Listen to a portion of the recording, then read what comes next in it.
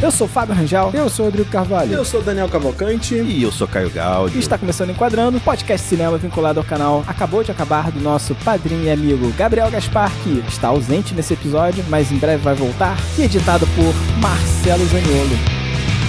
Hoje a gente tá aqui pra falar de Kill Bill, filme de 2003. Volume 1. Volume 1, exatamente, Caio, muito obrigado. Né, que tá completando esse ano 20 anos, né? Então temos aí 20 anos de Kill Bill. O filme foi escrito e dirigido pelo queridinho, né, do cinema de Hollywood, Quentin Tarantino. Um dos grandes nomes, né, do cinema dos últimos 30 anos, tá aí aparecendo sempre. O Fábio tá muito empolgado falando do Tarantino. Né? Tá tão burocrático. Caralho. Dá uma energia aí, cara. Pelo amor de Deus. E calma aí, ele não é queridinho de Hollywood, não. Ele é querido dos cinéfilos, entendeu? Hollywood... Dos cinéfilos, eu acho que Hollywood vai meio lá e cá com ele, né? Manter ele uma distância segura, ele né? faz bilheteria, né? Então, ele é queridinho... Não tem Oscar. Tem alguns de roteiro, né? Pulp Fiction, por exemplo. 2, né? Mas tudo bem. Caraca, é sério? Ter 2 Oscars não é pouco, né, gente? Pelo amor de Deus, ter um já é difícil. Tá bom. Ele não tem muitos filmes, né? Mas ele tem sempre a capacidade de tornar os filmes dele memoráveis. Explora muito das referências que ele tem no passado dele, né? Do cinema de locadora, né? Ele era filho de dono de locadora, né, Daniel? Sei lá, eu sei que essa piadinha havia. Com certeza, porque toda vez que vocês falam da porcaria do Tarantino, você poderia ter o Tarantino da gente, Daniel. Você podia ser nosso Tarantino, exatamente. Você né? poderia mesmo. Não sou poderia, Daniel. Você poderia ter nosso Tarantino. Você tinha uma locadora também. Não sou aficionado por pés, então não poderia. E acho engraçado que o Tarantino sempre consegue, de alguma forma, criar um filme que seja cultuado, sabe? Nem que seja por um público assim, né? Fazer um filme mais cult ou mesmo grande público, né? O filme dele, às vezes, consegue vencer umas bolhas, né? Então, ele vai avançando no grande público com facilidade, mesmo que seja um filme que você não esperava isso, sabe? Pelo roteiro e tal, como, por exemplo,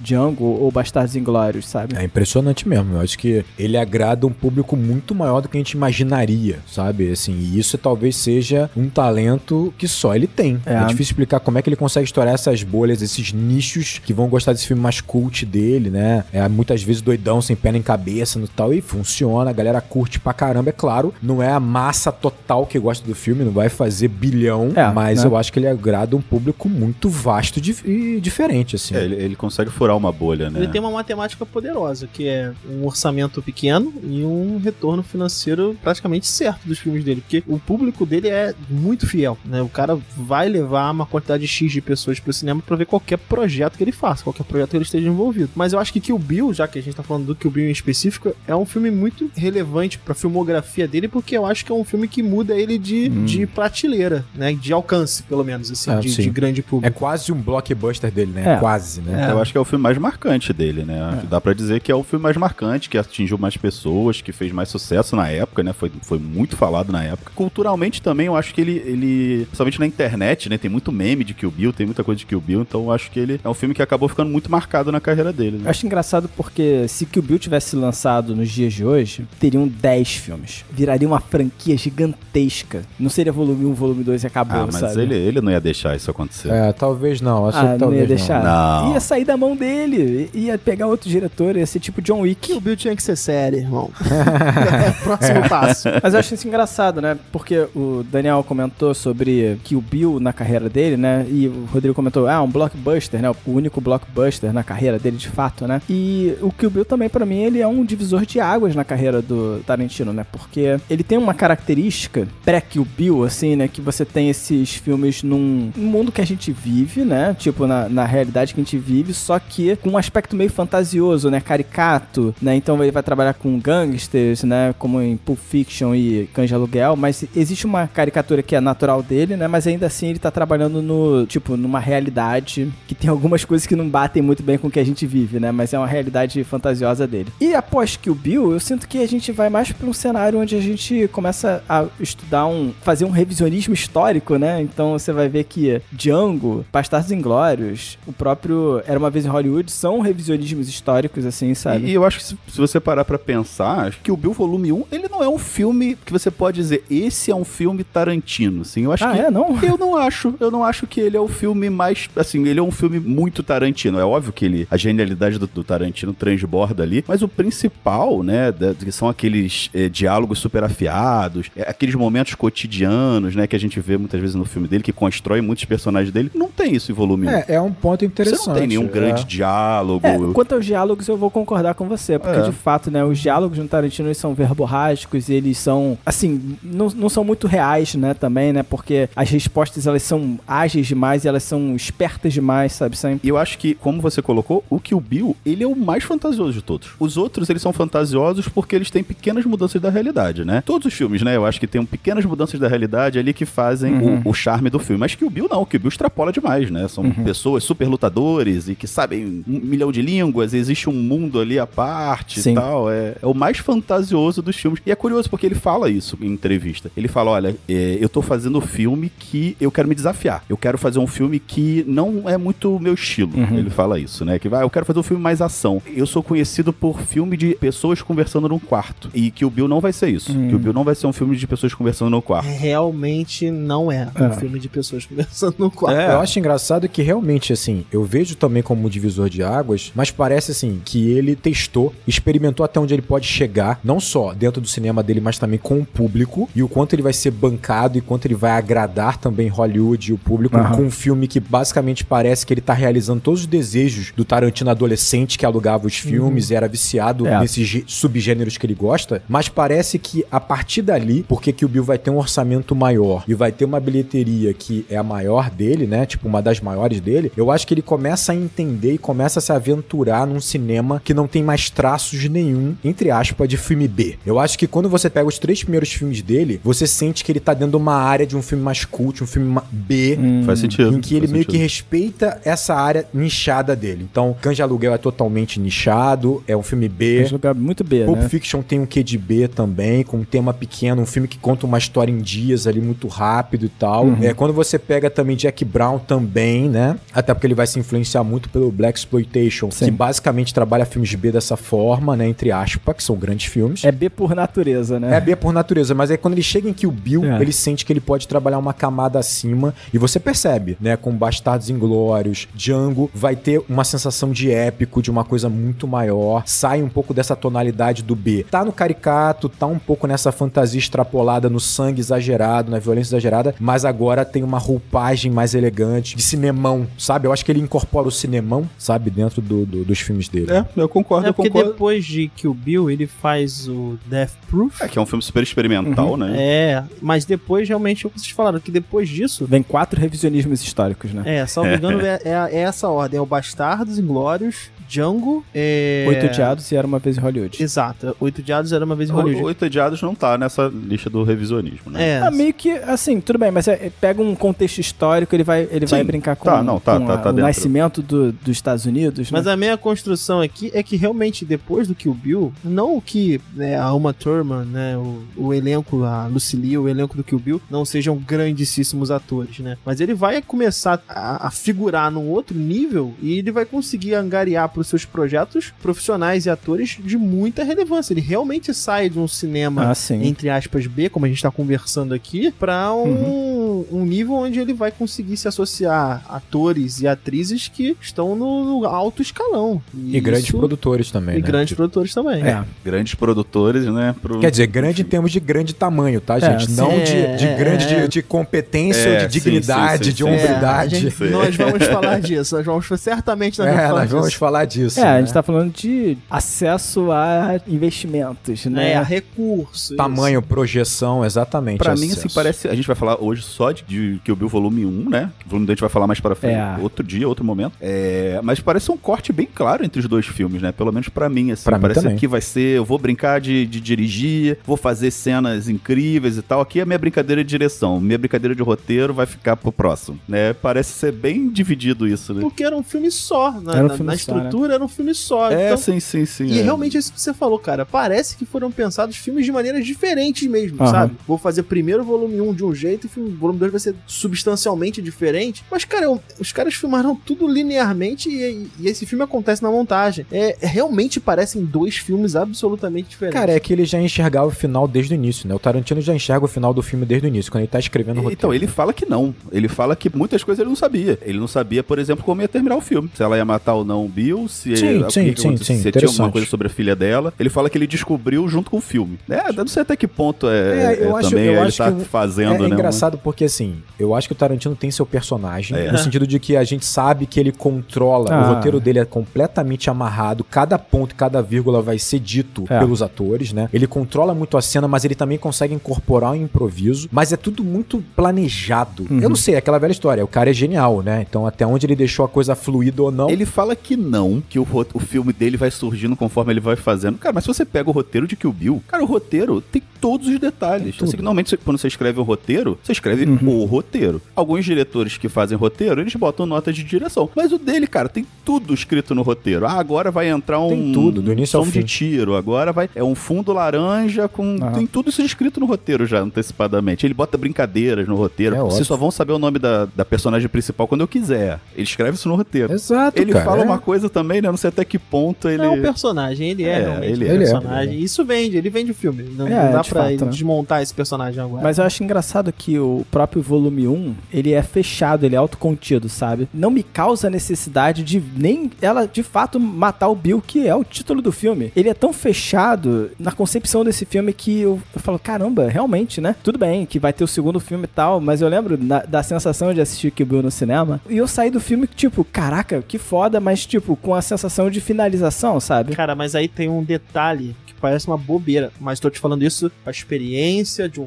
filho de dono de locadora, que é o nome do filme. Volume 1 implica em você saber que existe o volume 2, né? Volume 2, obviamente, e que eles fazem parte de uma mesma estrutura. Então, quando o filme acaba, e ele acaba bem, como você falou, acho que ele acaba bem, realmente. Essa explanação foi importante, né? Se tem volume 1... Caralho, vamos lá. Existe volume 2. Pior que isso é um ponto importante mesmo, eu também acho. Isso é um ponto importante, porque se você bota só Kill Bill e depois Kill Bill 2, a partir do momento que você acaba o filme Kill Bill e ele não fechou o ciclo Kill Bill, matar o Bill, você ia reclamar. Você vai ficar insatisfeito. Entende? Senhor dos Anéis sofreu disso, tá? Sofreu disso, exatamente. É tipo Senhor dos Anéis, exatamente, sofreu disso. E olha que é um livro, mega conhecido. O filme do Tarantino, que naquele momento não tinha um grande alcance, quando você bota volume 1, você já abre uma brecha, uma ressalva pra sua recepção de uma história que, ela não tá toda aqui, e isso constrói muito isso aí,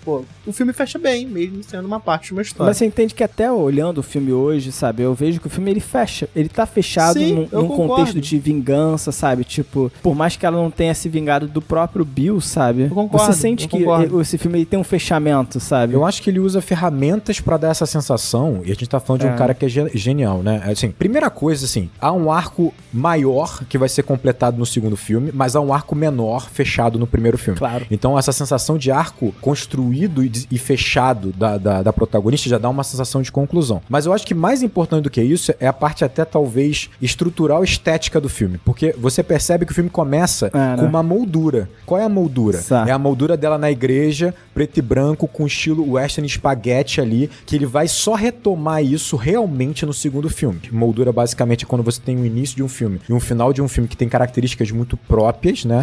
Seja estéticas, né? Ou seja, narrativas. E ele meio que vai ignorando isso ao longo de todo o primeiro filme. É óbvio que ele faz uma alusão à cena da igreja, mas esteticamente, estruturalmente, o filme é outro completamente diferente. Então ele consegue ter início, meio, fim, mesmo dentro de uma moldura que vai ser fechada só no segundo filme. Então, assim, isso dá uma sensação de conclusão, né, cara? Tipo, é foda.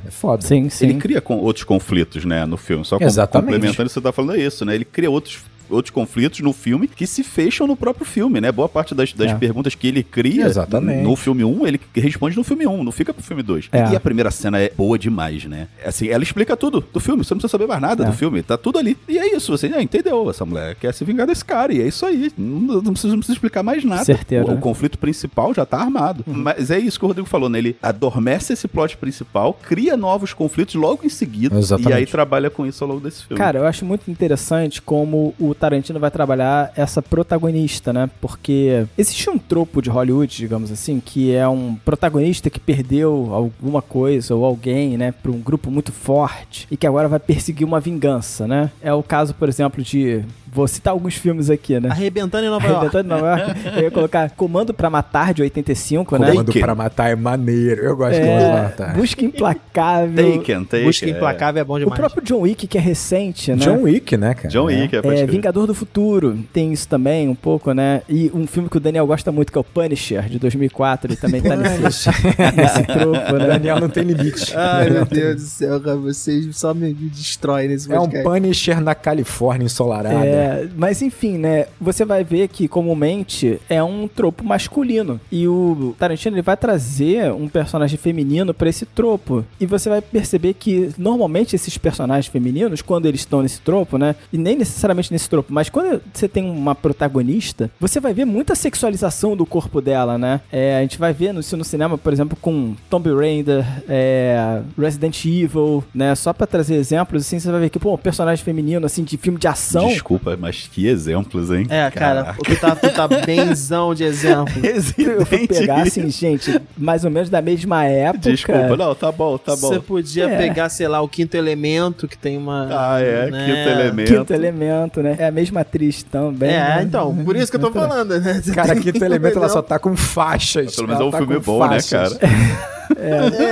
Então eu acho que é um exemplo melhor. Mas mas o que eu tô falando é o seguinte, nesses dois filmes em específico, né, o Tomb Raider e o Resident Evil, pô, o personagem protagonista, né, feminino, ele é muito sexualizado. E, cara, Kill Bill não tem isso. Kill Bill trabalha a noiva, né, que vai receber o nome no segundo filme de Beatrix Kiddo, né? Eu não sei nem como é que eu vou chamar ela aqui, se eu chamo ela de noiva ou Beatrix. A noiva. Tem uma informação, dá pra tu saber o nome dela no primeiro filme. Se você pausar o frame da passagem dela para Okinawa, tem o nome dela. Maneiro. Mas assim, é um acerto muito grande desse filme, isso, e a própria Uma Thurman, ela fala que várias mulheres falaram com ela no passado, assim, sobre como esse filme ajudou elas a superarem momentos difíceis, sabe? Pô, e a noiva, ela é uma inspiração pra isso. Então, eu acho isso muito foda. Como, assim, a gente entende que esse filme tem muitos problemas, sabe? A gente vai falar até problemas de backstage que certamente a gente tem que falar, mas o filme, ele conseguiu, pelo menos, alguma coisa boa nesse sentido. Sim. E esse tropo, ele vai pegar muito de um filme chamado A Noiva Estava de Preto, do Truffaut. Caraca! Exatamente. O plot é muito... Não, diz ele que nem assistiu esse filme, né, Tarantino, né? Mas, né, enfim, né?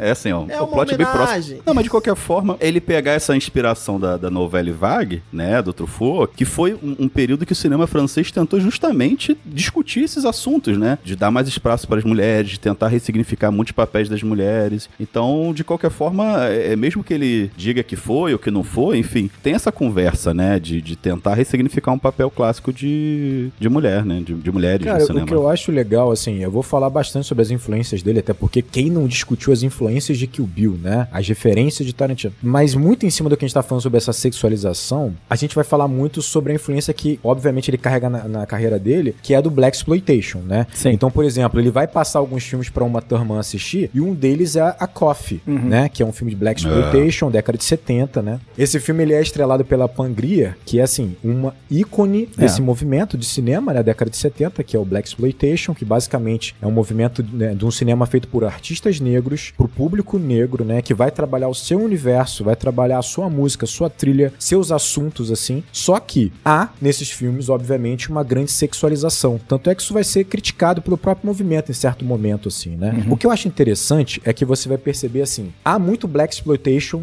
no Kill Bill, ainda que não pareça, não faça tanto sentido na nossa cabeça, né? É muito louco isso. Mas eu acho que ele trabalha essa sensualidade do filme, essa sexualização, não necessariamente na noiva, mas tá um pouco no DNA do próprio filme, né? Por exemplo, quando o Bill está conversando, por exemplo, com a Ellie Driver, né? No telefone. Ele tá ali acariciando o da espada, né? É uma sugestão de uma certa sexualidade ali, uma sexualização, uma sensualidade ali, mas que dá um tom pro filme, né? É tipo assim, é o amante, né? Que tá esperando o amante e tal. Eu acho que ele também usa um pouco pouco disso também quando a noiva tá entrando naquela caminhonete, que basicamente é um motel sobre rodas. Então ela tá entrando na caminhonete, ela tá fazendo um esforço tremendo, e a câmera faz um close na mão, segurando na alça, fazendo força. Tem um quê ali de uma certa sexualização, mas é pra dar um tom, né? É como se ele estivesse misturando ali temperaturas, né? Ele não tá explorando o corpo da Uma Thurman. Ele não tá explorando o corpo dela, exatamente. Então, assim, eu acho que o Blaxploitation, ele tem tudo. Ele vai explorar um pouco, sim, o corpo dos atores e das atrizes, mas ele tem essa sensualidade que também tem a ver com a trilha. E aí eu acho que tem muito Tarantino, né? Porque você pega esse cinema feito pelos artistas negros, vão usar basicamente só a trilha black music. Porra, as cenas quase tem um funkeado, né, cara? Tem, assim, a trilha invade a cena, dá um ritmo pra montagem, pra edição dessa música tão potente, tão forte, que o Tarantino vai usar aqui. Então, assim, ele usa uma trilha que traz uma sensualidade pra cena, que traz uma força pra cena também. Então, assim, eu acho que há uma sensualidade em Kill Bill, mas como o Fábio falou, não tá na exploração do corpo da Uma Thurman, sabe? Essa sensualidade, assim, né, se dá pra chamar assim, eu acho que ela serve mais pra engrandecer esses personagens do que pra explorar a sensualidade delas propriamente dito, né? Sim, eu sim. acho que é uma coisa do Blaxploitation, que é justamente isso, de valorizar os corpos negros e tal. E ele traz aqui de uma forma, né,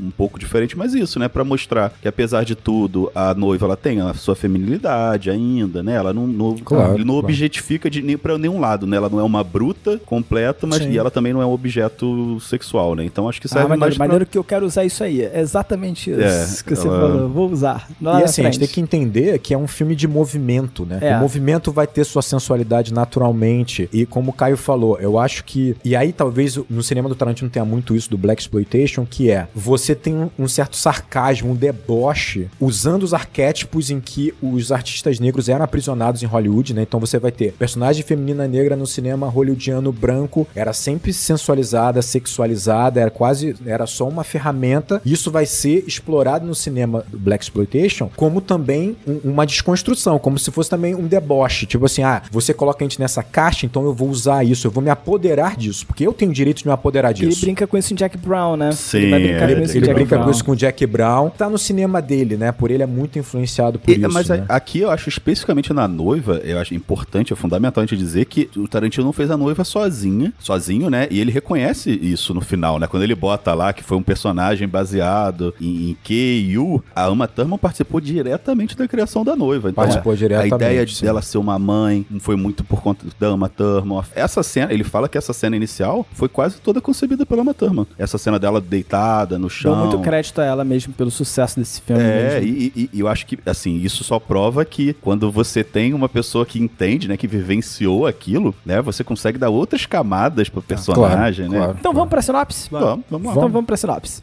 Já que vocês me permitem, né? Tá permitido, tá autorizado. Antes da sinopse, eu gostaria de dizer que o Enquadrando, ele tem uma campanha, galera, no Apoia-se, que é pra esse projeto se manter vivo. E, cara, a gente tá quase chegando à nossa meta, isso é muito legal. Quero muito agradecer a todo mundo que apoia o Enquadrando. E se você, ouvinte, tem a oportunidade de, ajudar esse projeto a crescer, eu quero muito poder... Contar com o seu dinheiro, é isso mesmo? Agradecer, caralho, como assim? Contar com a sua oportunidade. Olha só, Fábio, eu vou falar pra você, tu tá com dificuldade de falar, a gente precisa do seu dinheiro. Infelizmente eu tenho que colocar dessa forma. Infelizmente o capitalismo faz isso com a gente, né? Pra esse podcast continuar... livre das amarras do capital. Exatamente, pra que a gente... Você tem que se vender. Imagina eu ter que fazer comercial aqui dentro. Exatamente, pra que a gente possa respirar... Não quero. Um pouco mais aliviado e não tá na correria de sempre, a gente precisa do seu dinheiro. Infelizmente eu tenho que dizer isso. Não, mas assim, a gente tá batendo quase uma meta e aí a gente tem que trazer uma recompensa pros nossos ouvintes também em algum momento, porque, cara, a gente tá chegando numa meta muito foda e eu quero agradecer principalmente alguns nomes, né, que apoiam a gente, que tem aqui o nome citado no episódio. Então, muito obrigado, o João de Lima Júnior, Marina Versiani, Leonan Lisiero, Tadeu Capistrano Bufa, Breno Gáudio e Douglas Manfred. Grande Breno Gáudio. Galera, thank you. muito obrigado. Obrigado, gente, de coração. Gente, e se você não puder apoiar, divulga o Enquadrando.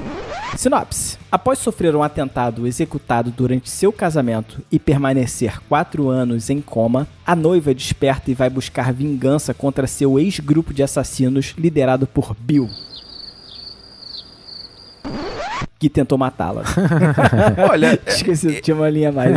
eu acho que não tem nem como reclamar, né? Porque a história do filme é essa daí mesmo. Esse era o mais fácil. Esse era mais fácil. Agora eu quero saber como é que tu vai fazer a do Kill Bill Volume 2. Isso tem tempo ainda. Deixa ele pensar. Isso aí é no próximo. Só plantei. Eu queria puxar de cara, assim, uma coisa que eu acho muito interessante desse filme, que é essa montagem, né? Porque a gente vai perceber que, após a moldura que você comentou, Rodrigo, a gente vai perceber que ela já pega, né, sentada dentro da caminhonete lá do Pussy Wagon, né? Ela já pega o caderno com o nome da Oren riscado. Exatamente. E ela vai pra próxima vítima, né? Que é a... Vernita Green. É, Vermita, né? E eu acho muito interessante essa escolha, sabe, do Tarantino de começar o filme pelo final, por um momento depois de tudo aquilo. Porque, né, pra quem tá ligado, né? Você já entende que, tipo, ok, ela vai sobreviver a tudo que o filme vai te mostrar de dificuldade, né? E ela vai avançar a vingança dela, ok. Mas tem uma questão do ciclo de vingança que é estabelecido nessa primeira cena que é muito foda, sabe? Que ela vai trabalhar, essa primeira cena vai trabalhar a vingança como um ciclo interminável. Que é debatido até hoje, né? Tem gente que acha que o Bill 3 vai ser, né, a vingança da menina. Porra, demais. E fecha, né? Realmente, não sei se foi intencional, provavelmente foi, mas, cara, tem 20 anos de debate sobre essa cena. É foda, exatamente. E esse filme é muito poderoso por causa disso. Eu tava vendo o filme com a Michelle e por vários momentos ela falava, ué, é daí que veio isso? Por exemplo, o jingle sonoro, né, da enfermeira, que ela tá andando. Isso, obrigado, Fábio. É isso aí. Não tem essa capacidade. E várias músicas que tocam, né, a trilha sonora do Kill Bill, ela, né... É muito potente, né? É muito forte. Então, esse filme, cara, ele é talvez um dos pilares da cultura pop dos anos 2000. Claro. Assim, mas claro, né? exatamente. A nossa geração tem muitas referências. Você vai falar com um cara hoje que nem é tão cinéfilo assim, mas tu fala do Pai Mei, o cara sabe quem é o Pai Mei, cara. É incrível. E, assim, ainda faz um movimento assim, incrível, puxar a barba, né? Ainda faz o movimento da barba. E é por isso que eu acho que ele é o filme mais marcante de Tarantino, não tem jeito, assim, porque ele é o que ficou mesmo na cultura, cara, a cultura geral, né, cultura pop mesmo. E sabe o que é engraçado? É tipo assim, o Fábio falou sobre a moldura, né, que eu tinha mencionado. Eu acho que ele é inteligente nesse sentido, assim, ele vai abrir o filme com a cena da noiva, né, da igreja, em que ali basicamente toda aquela roupagem estética é o western spaghetti, né, então você tem ali não só o figurino de cowboy, né, o xerife chegando, chamando o filho de primeiro filho número 1. Silvio Santos. É bizarro, né? Os Ray-Ban em cima do... Os Ray-Bans, e aí ele, cara, aquela bota, né, pisando duro, martelando o piso de madeira, aqueles tacos de madeira e tal. Tudo isso cria um clima de western spaghetti que vai ser resgatado no segundo filme, que aí sim, é o cenário mexicano árido. Bill tem uma roupagem, né, de western, como se fosse um pistoleiro, os duelos ficam diferentes. Mas claro, o western spaghetti tá no primeiro filme também porque tá no cinema do Tarantino. É um plano, é o close nos olhos e tal. Por que eu acho que esse filme parece que ele se fecha em si mesmo, né? Porque ele vai criar uma estrutura de filme aqui que é totalmente baseada na estrutura de filmes de arte marcial. Realmente, assim, não só do cinema de samurai no Japão, como o cinema de Hong Kong, assim, década de 70, 80, porque com Bruce Lee. Vencer o vilão num combate 1 a 1 é uma finalização, né? É uma finalização, e não só isso, é uma estrutura de roteiro que ela é totalmente amarrada em volta dos duelos. Os duelos são os nós do roteiro, né? Mais importante que a história são os duelos. Quando você vê um filme, por exemplo, do Bruce Lee, você vai ver Operação Dragão, você vai ver Jogo da Morte. Cara, não importa a história. O que importa é como você leva até o duelo, é você ver a técnica, a habilidade do Bruce Lee. E é vencer o vilão não só por vencer o vilão, é vencer o vilão com que o vilão é bom. O herói, ele ganha com que o vilão é bom, não com que ele é bom. Exatamente. E eu acho que o Tarantino é inteligente, sabe, em aparentar que é uma história muito superficial, muito simplória e que a importância está nos duelos. Ele vai dando piscadelas e sinais de que a história não é tão superficial quanto parece, quanto seria, obviamente, de um filme B, entre aspas, dos filmes marciais, por exemplo, de Hong Kong, na década de 60 e 70. Por exemplo, quando a noiva fala, esse bebê é seu, pro Bill, ele já tá aprofundando, criando milhões de camadas ali, né, pra essa história que vai ser resgatada no segundo filme. Mas ele dá todo esse ar de filme B. É a dublagem que é muito presente, né, tipo, porque a captação de áudio não era tão tão fácil, mas principalmente, como a gente tá falando, a estrutura. O duelo é o que importa. Então, como o duelo é o que importa, você precisa desenvolver muito da trama e da narrativa nos duelos, durante os duelos, e o Tarantino vai fazer isso. Então ele tem 2 grandes duelos em que ele vai destrinchando tudo que ele precisa pra você entender os personagens e entender essa trama ao longo desses duelos, principalmente do segundo duelo, que é muito maior do que o primeiro, né? E aí, quando a gente fala, por exemplo, porra, mas esse filme é muito marcante, o som desse filme é muito marcante, cara, ele vai beber muito, claro, de milhões de outros subgêneros, mas o próprio cinema de arte marcial tem um som muito presente, né? A pancada, por exemplo, que o Bruce Lee dá é uma pancada que não parece um soco normal, sabe? É outro tipo de pancada, o assobio, o grito, sabe? A trilha, né? O barulho do cenário é muito diferente. Eu acho que ele vai usar isso aqui, parece um tanto falso, mas de alguma maneira interage bem com essa narrativa exagerada do Kill Bill. E eu acho que é por isso que fica tão marcante, além, obviamente, da trilha, né? Que a gente vai sempre lembrar. E eu acho que as próprias atuações também, né? Eu acho que o Tarantino faz uma questão das atuações serem exageradas, elas são exageradas no nível certo, né? Uma Thurman, que ela faz umas caretas que são muito boas, cara. Claro. É caricato, né? É isso que a gente tá falando. Por exemplo, é caricato. Você pega a noiva, ela não só usa o uniforme do Bruce Lee em Jogo da Morte,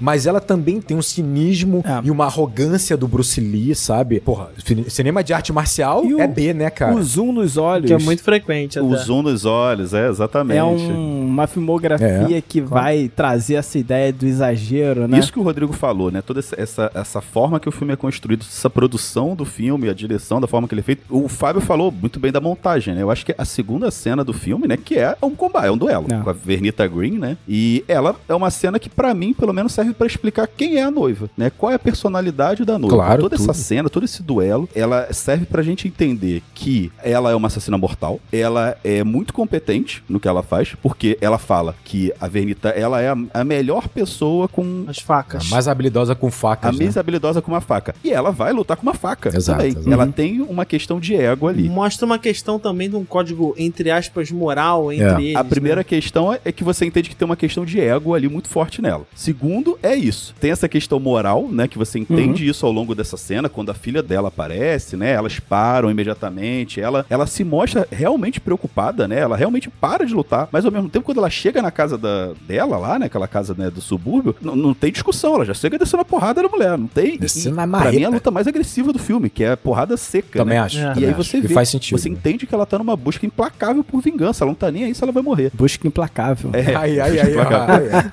Falou o nome do filme. Lianissa. E ela não tá nem aí se ela vai morrer. Então, com essa luta, que parece só uma luta, você constrói o personagem inteiro da noiva. Você não precisa dizer mais nada pra entender que ela... Tem uma coisa muito interessante aí no próprio diálogo, quando a gente vai pensar sobre a protagonista feminina. Porque ela fala, ela fala alguma coisa do tipo, eu não lembro exatamente o diálogo, mas ela fala, eu deixo a desejar em empatia, em alguns atributos que você espera de um personagem feminino. O que me move é a racionalidade, mais ou menos. É uma coisa assim que ela fala, né? O que eu tenho mesmo é racionalidade. E você fala, porra, é uma desconstrução desse estereótipo feminino, sabe? E é interessante porque essa cena, não existe um julgamento moral do que a noiva tá fazendo no filme. Essa cena, e ela acontecer antes do massacre no Japão, serve muito pra isso. Porque você entender que ela tenta fazer a coisa, né? Ela tá tentando fazer a coisa da forma mais honrada possível. Mas aquelas pessoas não deixam. Então, isso serve pra gente já desarmar a nossa moral. Porque se a gente vê primeiro uma cena da nossa heroína massacrando 88 pessoas, é muito mais chocante, né? Você acaba já criando um julgamento moral daquela personagem. Entender que existe uma moral, né? Tô muito curioso que tu acabou de falar, Caio, porque assim, eu revi o filme ontem com a minha esposa, a Michelle, e aí ela ficou profundamente irritada com a noiva. Profundamente irritada com a noiva porque ela matou a mãe da garota, a mãe da garotinha. Eu falei, mas você não viu o que os caras fizeram com ela? Você não viu? Ah, mas ela matou. E ela matou porque a garota deu um tiro nela, né? Mas ao mesmo tempo o Tarantino quer falar, ninguém é bom nesse filme não, tá? Não vai achando que alguém é bom aqui não. É muito curioso como ela se apegou a essa ideia de ela matou a mãe da garota. Mas aí eu percebi que ela não prestou atenção que a noiva estava grávida, por exemplo, no início do filme. Quando eu falei isso, ela...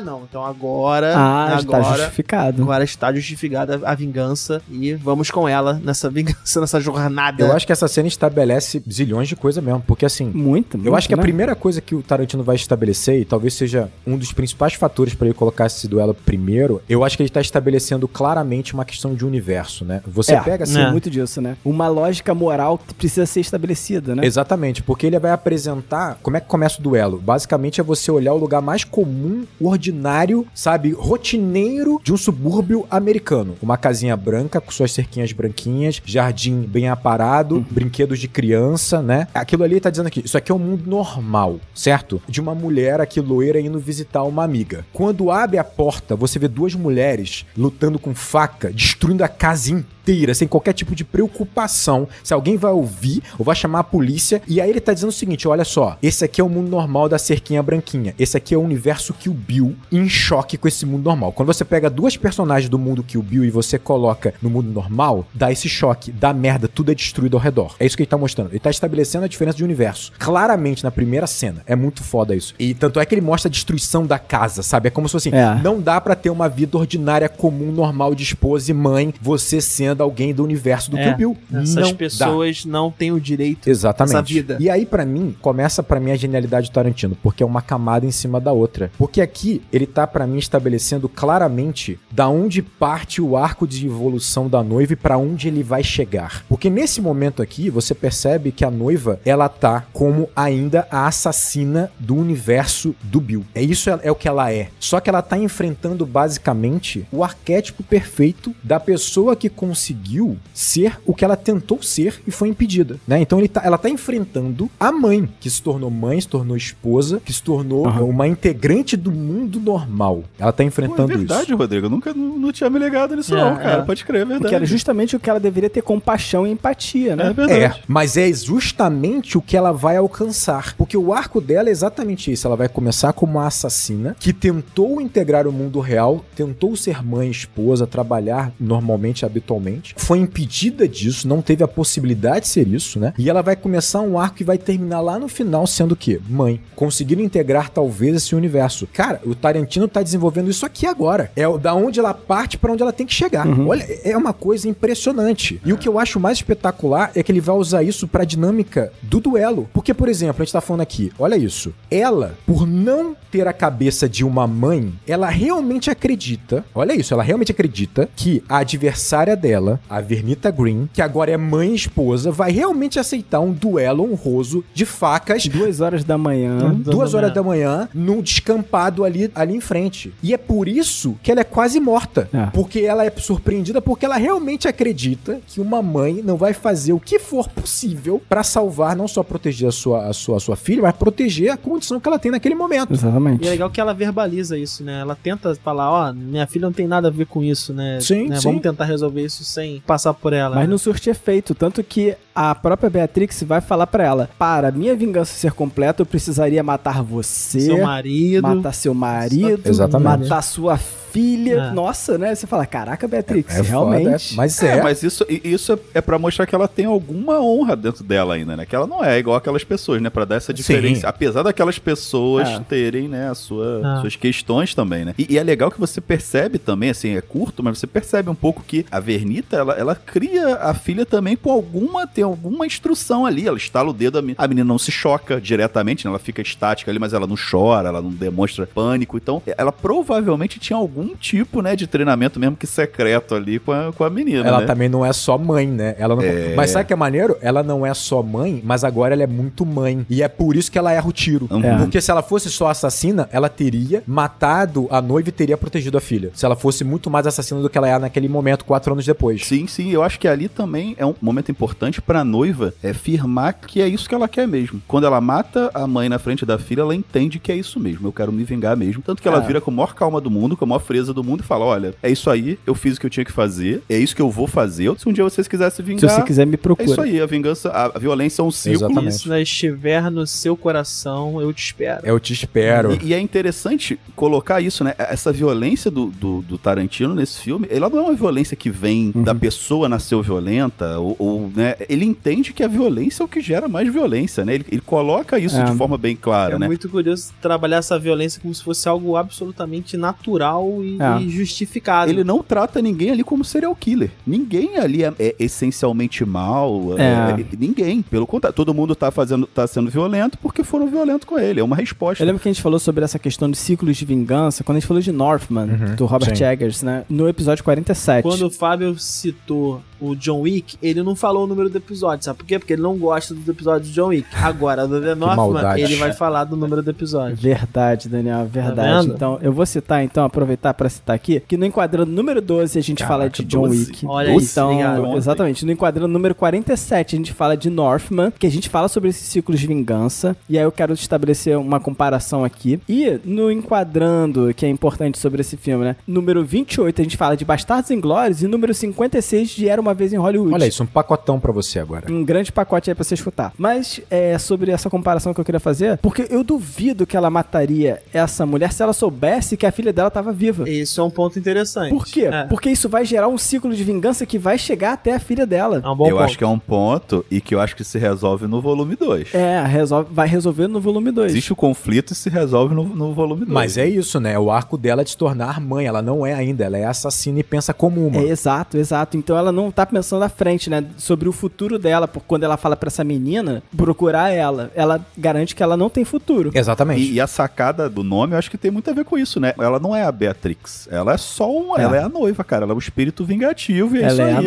Ela quer ser isso. Exatamente. Ela é uma força. É uma força. Perfeito. Se ela se acabar nesse processo pra ela, né? Tá tudo bem. E o foda, né? Tu fica pensando assim, cara, o Tarantino ele é foda porque ele vai fazer um filme de ação. Esse duelo é muito bem coreografado, é como a gente falou lá em John Wick. Muito. Nossa. É ação escrita no roteiro, né? Que você vai ter reviravoltas, você vai ter uma história dentro do próprio duelo. No episódio número 12 do Enquadrando a gente falou sobre John Wick. Isso aí, por favor. E o que eu acho maneiro é que, tipo assim, cara, olha como ele é genial, né? Tipo assim, o duelo tá comendo solto, ou seja, toda aquela energia cinética, sabe? Tipo assim, tá loucura total. E aí a tensão é estancada, a ação é estancada, porque a criança chega. E a escolha de você interromper a ação pra que aquilo acumule, em algum momento vai explodir. Ele usa a ferramenta mais foda, que é a menina. Porque, tipo assim, ele usa a menina, aí já cria um nível pra mãe. Porque você fala assim, cara, agora a Vernita, ela vai lutar 30 níveis acima. Tipo assim, agora ela vai lutar, não é como uma guerreira assassina, ela vai lutar como uma mãe desesperada. É outro nível essa parada, sabe? Só a noiva que não percebe. E você vai esperar uma empatia também, né? Tornou o duelo mais complexo, porque agora você também tem uma certa empatia pela Vernita também. Ao mesmo tempo, quando a criança chega, você pensa, cara, como é que a noiva vai reagir no aspecto de, pô, é uma criança no meio do combate. E aí, ele busca o mais importante. A gente viu agora há pouco. Ela fala, esse bebê é seu.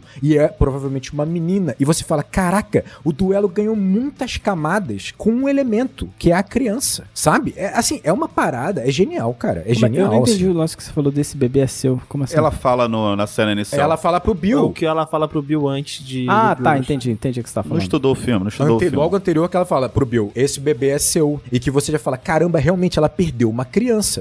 Depois ela vai reforçar na própria cena dizendo que a filha dela teria a mesma idade, né? Cara, é muito foda. É o primeiro conflito, né? E é o primeiro conflito que ela tem que realmente entender o que ela quer da vida dela, né? E é muito duro, né? Imagino que pela atuação da Uma Thurman você vê que é uma coisa meio dura, né? Se ela pudesse deixar pra lá, ela deixava. Eu concordo com o que vocês falaram. Eu acho que o duelo expõe muito a noiva, né? Os dilemas dela. E a gente já falou aqui antes que é um personagem criado não só pelo Tarantino, mas muito do diálogo dele com a Uma Thurman, né? Em Pulp Fiction, Pulp Fiction, Começa em Pulp Fiction. Sim, eu queria puxar aqui um ponto e tirar meio que um elefante da sala. É importante dizer que a Uma Thurman passou por muita coisa enquanto esse filme estava acontecendo, né? Na própria relação dela com o Tarantino, da relação dela com o produtor. O Weinstein. Né? Esse cara, ele é um desgraçado. Esse cara é um nojento, ele tem, sei lá, mais de 60, 70 acusações de abuso, não só... o Harvey Weinstein. Ele é um dos criadores da Miramax, né? Que é uma produtora famosa de cinema. E a Uma Thurman é uma dessas mulheres que, né, relatou por inúmeras vezes que, porra, o cara tava passando dos limites. O cara é amigo do Tarantino, né? E o Tarantino é que faz ali um meio de campo, pede pro cara pedir desculpa pra ela e... O próprio Tarantino tem suas questões aí que a gente tem que levantar também. Eu vou levantar depois. Mas eu acho que toda essa situação, toda essa ambientação, ela faz sentido quando a gente ressalta lá que a gente acabou de fazer, que essa personagem, ela não é simplesmente a mulher que tá buscando vingança. A Uma Thurman vai colocar outros pontos ali também, e eu acho que de certa forma funciona até de maneira subconsciente pra ela virar um símbolo de fato, como você falou, né? Ela se torna uma heroína de fato, né? Onde outras pessoas vão se espelhar nela, e ela tem uma atuação aqui, eu não acho que a Uma Thurman é a melhor atriz do mundo, tá? Mas ela é perfeita pra esse filme, cara, não importa. Mas ela é perfeita pra esse filme. Mas que o filme cobra caricatura, né? Eu acho que muito da atuação dela, da entrega dela também, acho que é no intuito de, aproveitar uma oportunidade que talvez outras atrizes não teriam. Sim. Ela tá numa posição ali de contribuir pra criação dessa personagem, não só pra interpretação dessa personagem. E fazer uma personagem forte é também dar uma resposta pra esses. Além né? disso, Daniel, tem o próprio Tarantino, né? Ele comete algumas coisas que entram numa zona turva que é muito perigosa, sabe? Tipo, e que ele vai ter que responder isso, e ele vai responder lá na frente, né? Quando entra o movimento Me Too, né? Cara, ele faz coisas absurdas, né? Porque parece que ele tem algum fetiche bizarro, porque nesse filme ele chega a cuspir na cara da Uma Thurman. Essa história do cuspe na cara da Uma Thurman vem depois de um incidente que a gente vai comentar lá no segundo filme. Tudo bem, mas nesse filme aqui, pelo menos, ele faz questão de segurar as correntes que a Gogol estaria usando no combate, né? Ele faz questão de enforcar Uma Thurman com as correntes, né? Sim. Pra passar uma veracidade. Então, eu acho que assim, sabe? Tipo, é muito complicada a situação da atriz, né, em Hollywood, Pior né? é que isso tudo normalmente é feito com uma desculpa de ser em nome da arte, né? Você tem alguns diretores que tem esse problema, e aí né? o cara já tem uma aura de genialidade e tal, você acaba sendo talvez até permissivo nesse sentido por causa disso, cara. Eu sou assim, eu sou esse tipo de diretor que vai extrair o máximo da atriz e tal, e é isso mesmo, né? E vai sujeitar a atriz a situações às vezes degradantes pra poder extrair realmente uma atuação perfeita. E assim, é uma desculpa que é meio, né? Eu acho isso, na verdade, muito estúpido, porque você pensa o seguinte, isso aí já rola há séculos, mas foi muito fortalecido pelo próprio Hitchcock, né? Hitchcock dizia que ator era gado e ele basicamente conseguia a atuação que ele queria na base da força, quase, né? E aí o ponto é o seguinte, na verdade isso claramente mostra que esses diretores, eles não compreendem ou não respeitam o trabalho do ator e da atriz, porque a atuação, o máximo do realismo vai ser encontrado e obtido pelo ator e pela atriz, da forma deles. Da forma deles encararem a sua própria profissão e encararem seus personagens que eles estão atuando. O diretor, ele pode conduzir, ele pode ajudar. Quando você praticamente enforca uma atriz para que ela pareça de fato que ela está sendo enforcada, você consegue essa atuação de mim, consegue do Fábio, consegue do Daniel, consegue do Caio, consegue de qualquer pessoa que não seja um profissional. Você não precisa dar uma Thurman pra isso, né? Porque está sendo enforcado, sabe? Exatamente. O problema, Rodrigo, é que normalmente isso acontece com atrizes, né? É óbvio. Ainda óbvio, tem essa questão. 90% das vezes é com atrizes, né? Exatamente. O que piora tudo ainda mais, por exemplo, né? Azul, A Cor Mais Quente, teve uma polêmica forte sobre isso. Se a gente for enumerar, parou, não tem como. Pô, aí acabou, né? Porque realmente... A gente vai chegar em Marlon Brando e aí ferrou. O Último Tango em Paris. Então, exatamente. E é importante contextualizar, né? 20 anos atrás, galera, essa discussão tá tendo agora, não acabou. 20 anos não acabou. Exato. Porra, 20 anos atrás era muito pior. Então, assim... Exatamente.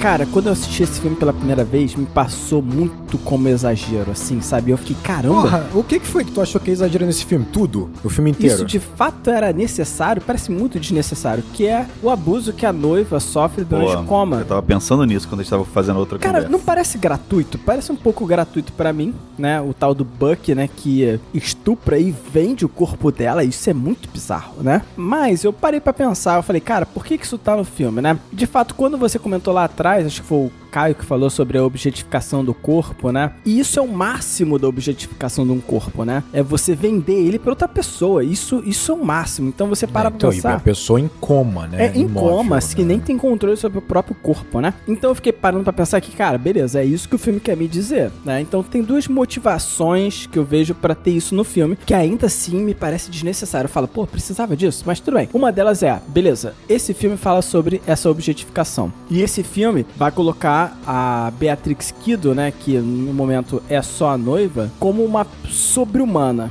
isso passa na vida dela, não importa. Ela passa por cima disso e fala, cadê o Bill? Então ela esmaga a cabeça do cara contra a porta, porque ela já associa que se ele fez um mal a ela, é porque ele tá vinculado ao Bill, né? Então acho que tem essas duas motivações pra existir essa cena, que ainda assim me parece um pouco desnecessário, sabe? Eu fiquei assim, pô, pra que isso no filme? Eu não sei nem se ela faz essa relação, Fábio, de maneira tão racional assim. Porque não faz racional, ela acabou de sair de um coma, né? Ela tem certa sapiência do processo, porque ela identifica a partir das mãos o tempo que ela ficou de coma, por exemplo. Então ela tem toda uma técnica ali pra entender... Que é sobre-humano, né? Que é sobre-humano, perfeito. Eu acho que o Tarantino precisava colocar um antagonista, logo de cara pra ela conseguir sair daquela situação, mostrar as valências dela, né? Sobre-humanos. Mas é pesado, né? Mas aí que tá, eu acho que poderia não ser tão verborrágico aqui. Não só verborrágico, ele chega até em flashes, né? A mostrar, a insinuar. Mas ainda que fosse sugerido, Daniel, é pesado. É pesado. Não, porque olha só, você usou a palavra precisa e não precisa, cara. Esse é o tropo mais clichê da história do cinema, mulher estuprada, e ela vai se vingar por causa disso, ou ela, né, vai ter uma evolução por causa disso, cara, não precisava. Quando eu falei que ela precisa, eu não falei que ela precisa colocar um personagem dentro dessa, vou usar a palavra que o Rodrigo não gostou, estrutura, mas eu acho que o Tarantino precisava mostrar a valência dela, né, a super que a Beatrix Kiddo é, ao sair de uma situação e já embarcar na vingança dela. Ela não é humana. Na hora me passa isso, não é humana. Eu acho que ele queria aquilo pra aquilo é parte da construção daquele mundo. Isso é parte, exato, isso é parte da construção dela, da superação dela, o que ela tá disposta a fazer pra alcançar a vingança. Tem outras formas de fazer mas isso, né? Mas eu concordo com você que não precisava ser dessa forma, exatamente. Mas fala, Rodrigo, tu tinha uma opinião sobre isso? Eu acho que tem talvez dois pontos, assim, não tô defendendo, também acho que pode ser algo bastante desnecessário. Não tinha problematizado dessa forma, tinha me incomodado, mas eu falei, tá. Pô, me incomodou bastante, eu fiquei, pra caramba. mim talvez seja pra colocar realmente que a noiva foi abusada em todos os níveis. Ela foi abusada em todos os níveis, assim, tipo, não só teve a filha assassinada, morta, não só o marido, não só ela foi espancada, como ela também foi assassinada, mas não morreu e ainda passou por esse abuso. Tipo, são todos os níveis, não há mais níveis, sabe? Tipo, ela chegou no limite, na base, no limite físico, psicológico, emocional. Eu acho que tem essa linha. E eu acho que o Bill é muito sobre isso, sabia? Que o Bill é sobre o cinema abusar as mulheres, sabe? Talvez. O Caio fez uma cara de não é sobre isso. Eu acho que não sei. Eu acho que você tá Vamos lá, vou te ouvir. Mas eu vou falar por quê, né? Porque, assim, você vai ver que os personagens masculinos, e aqui envolvendo ainda, a gente vai ver que o Bill 1, volume 1, volume 2, vão ter personagens masculinos que, vão estar abusando, né, do personagem da Beatrix, por exemplo, e de outras mulheres. Sim, não, isso eu concordo. E esses personagens, eles são arquétipos do cinema. Não, isso eu concordo. Sabe? Sim. O Bill é um cowboy. O próprio cowboy que vai fazer a investigação, que a gente estava citando logo no início do filme, que ele vai olhar o cenário do massacre do casamento, cara, é muito bizarro como ele fala umas coisas que você fala assim, cara, que diálogo é esse? Ele fala, um homem precisa ser muito louco pra tirar numa garota linda como essa na cabeça, sabe? Então você fala, calma aí. E o Tarantino faz questão de mostrar o quão machucada e deformada ela está naquele momento, assim, sabe? Um close. E ele ainda faz um detalhe, ainda bota por trás do óculos verde dele pra mostrar o quão deformado é o olhar dele. Sim. É um olhar completamente deformado. Um olhar deformado. E esse personagem é um arquétipo do cinema, sabe? Ele é o cowboy. Ele é o xerife, né? Xerife, exatamente, ele é o xerife. O próprio Bill, ele é o antagonista de um filme de cowboy. Eu não discordo de você em relação a isso, não. Eu acho que, de maneira geral, esse é um comentário que o filme quer fazer, sim. O próprio episódio da Oren-Chi é muito sobre isso. A vida dela é toda sobre isso, né? Toda sobre isso. Acho que sim. Eu acho que ele quer fazer um comentário também sobre isso, né? É que eu tô me apegado muito à questão do estupro, que eu acho que era desnecessário. Era desnecessário, eu também acho. Eu continuo achando que era desnecessário. Mas em relação à violência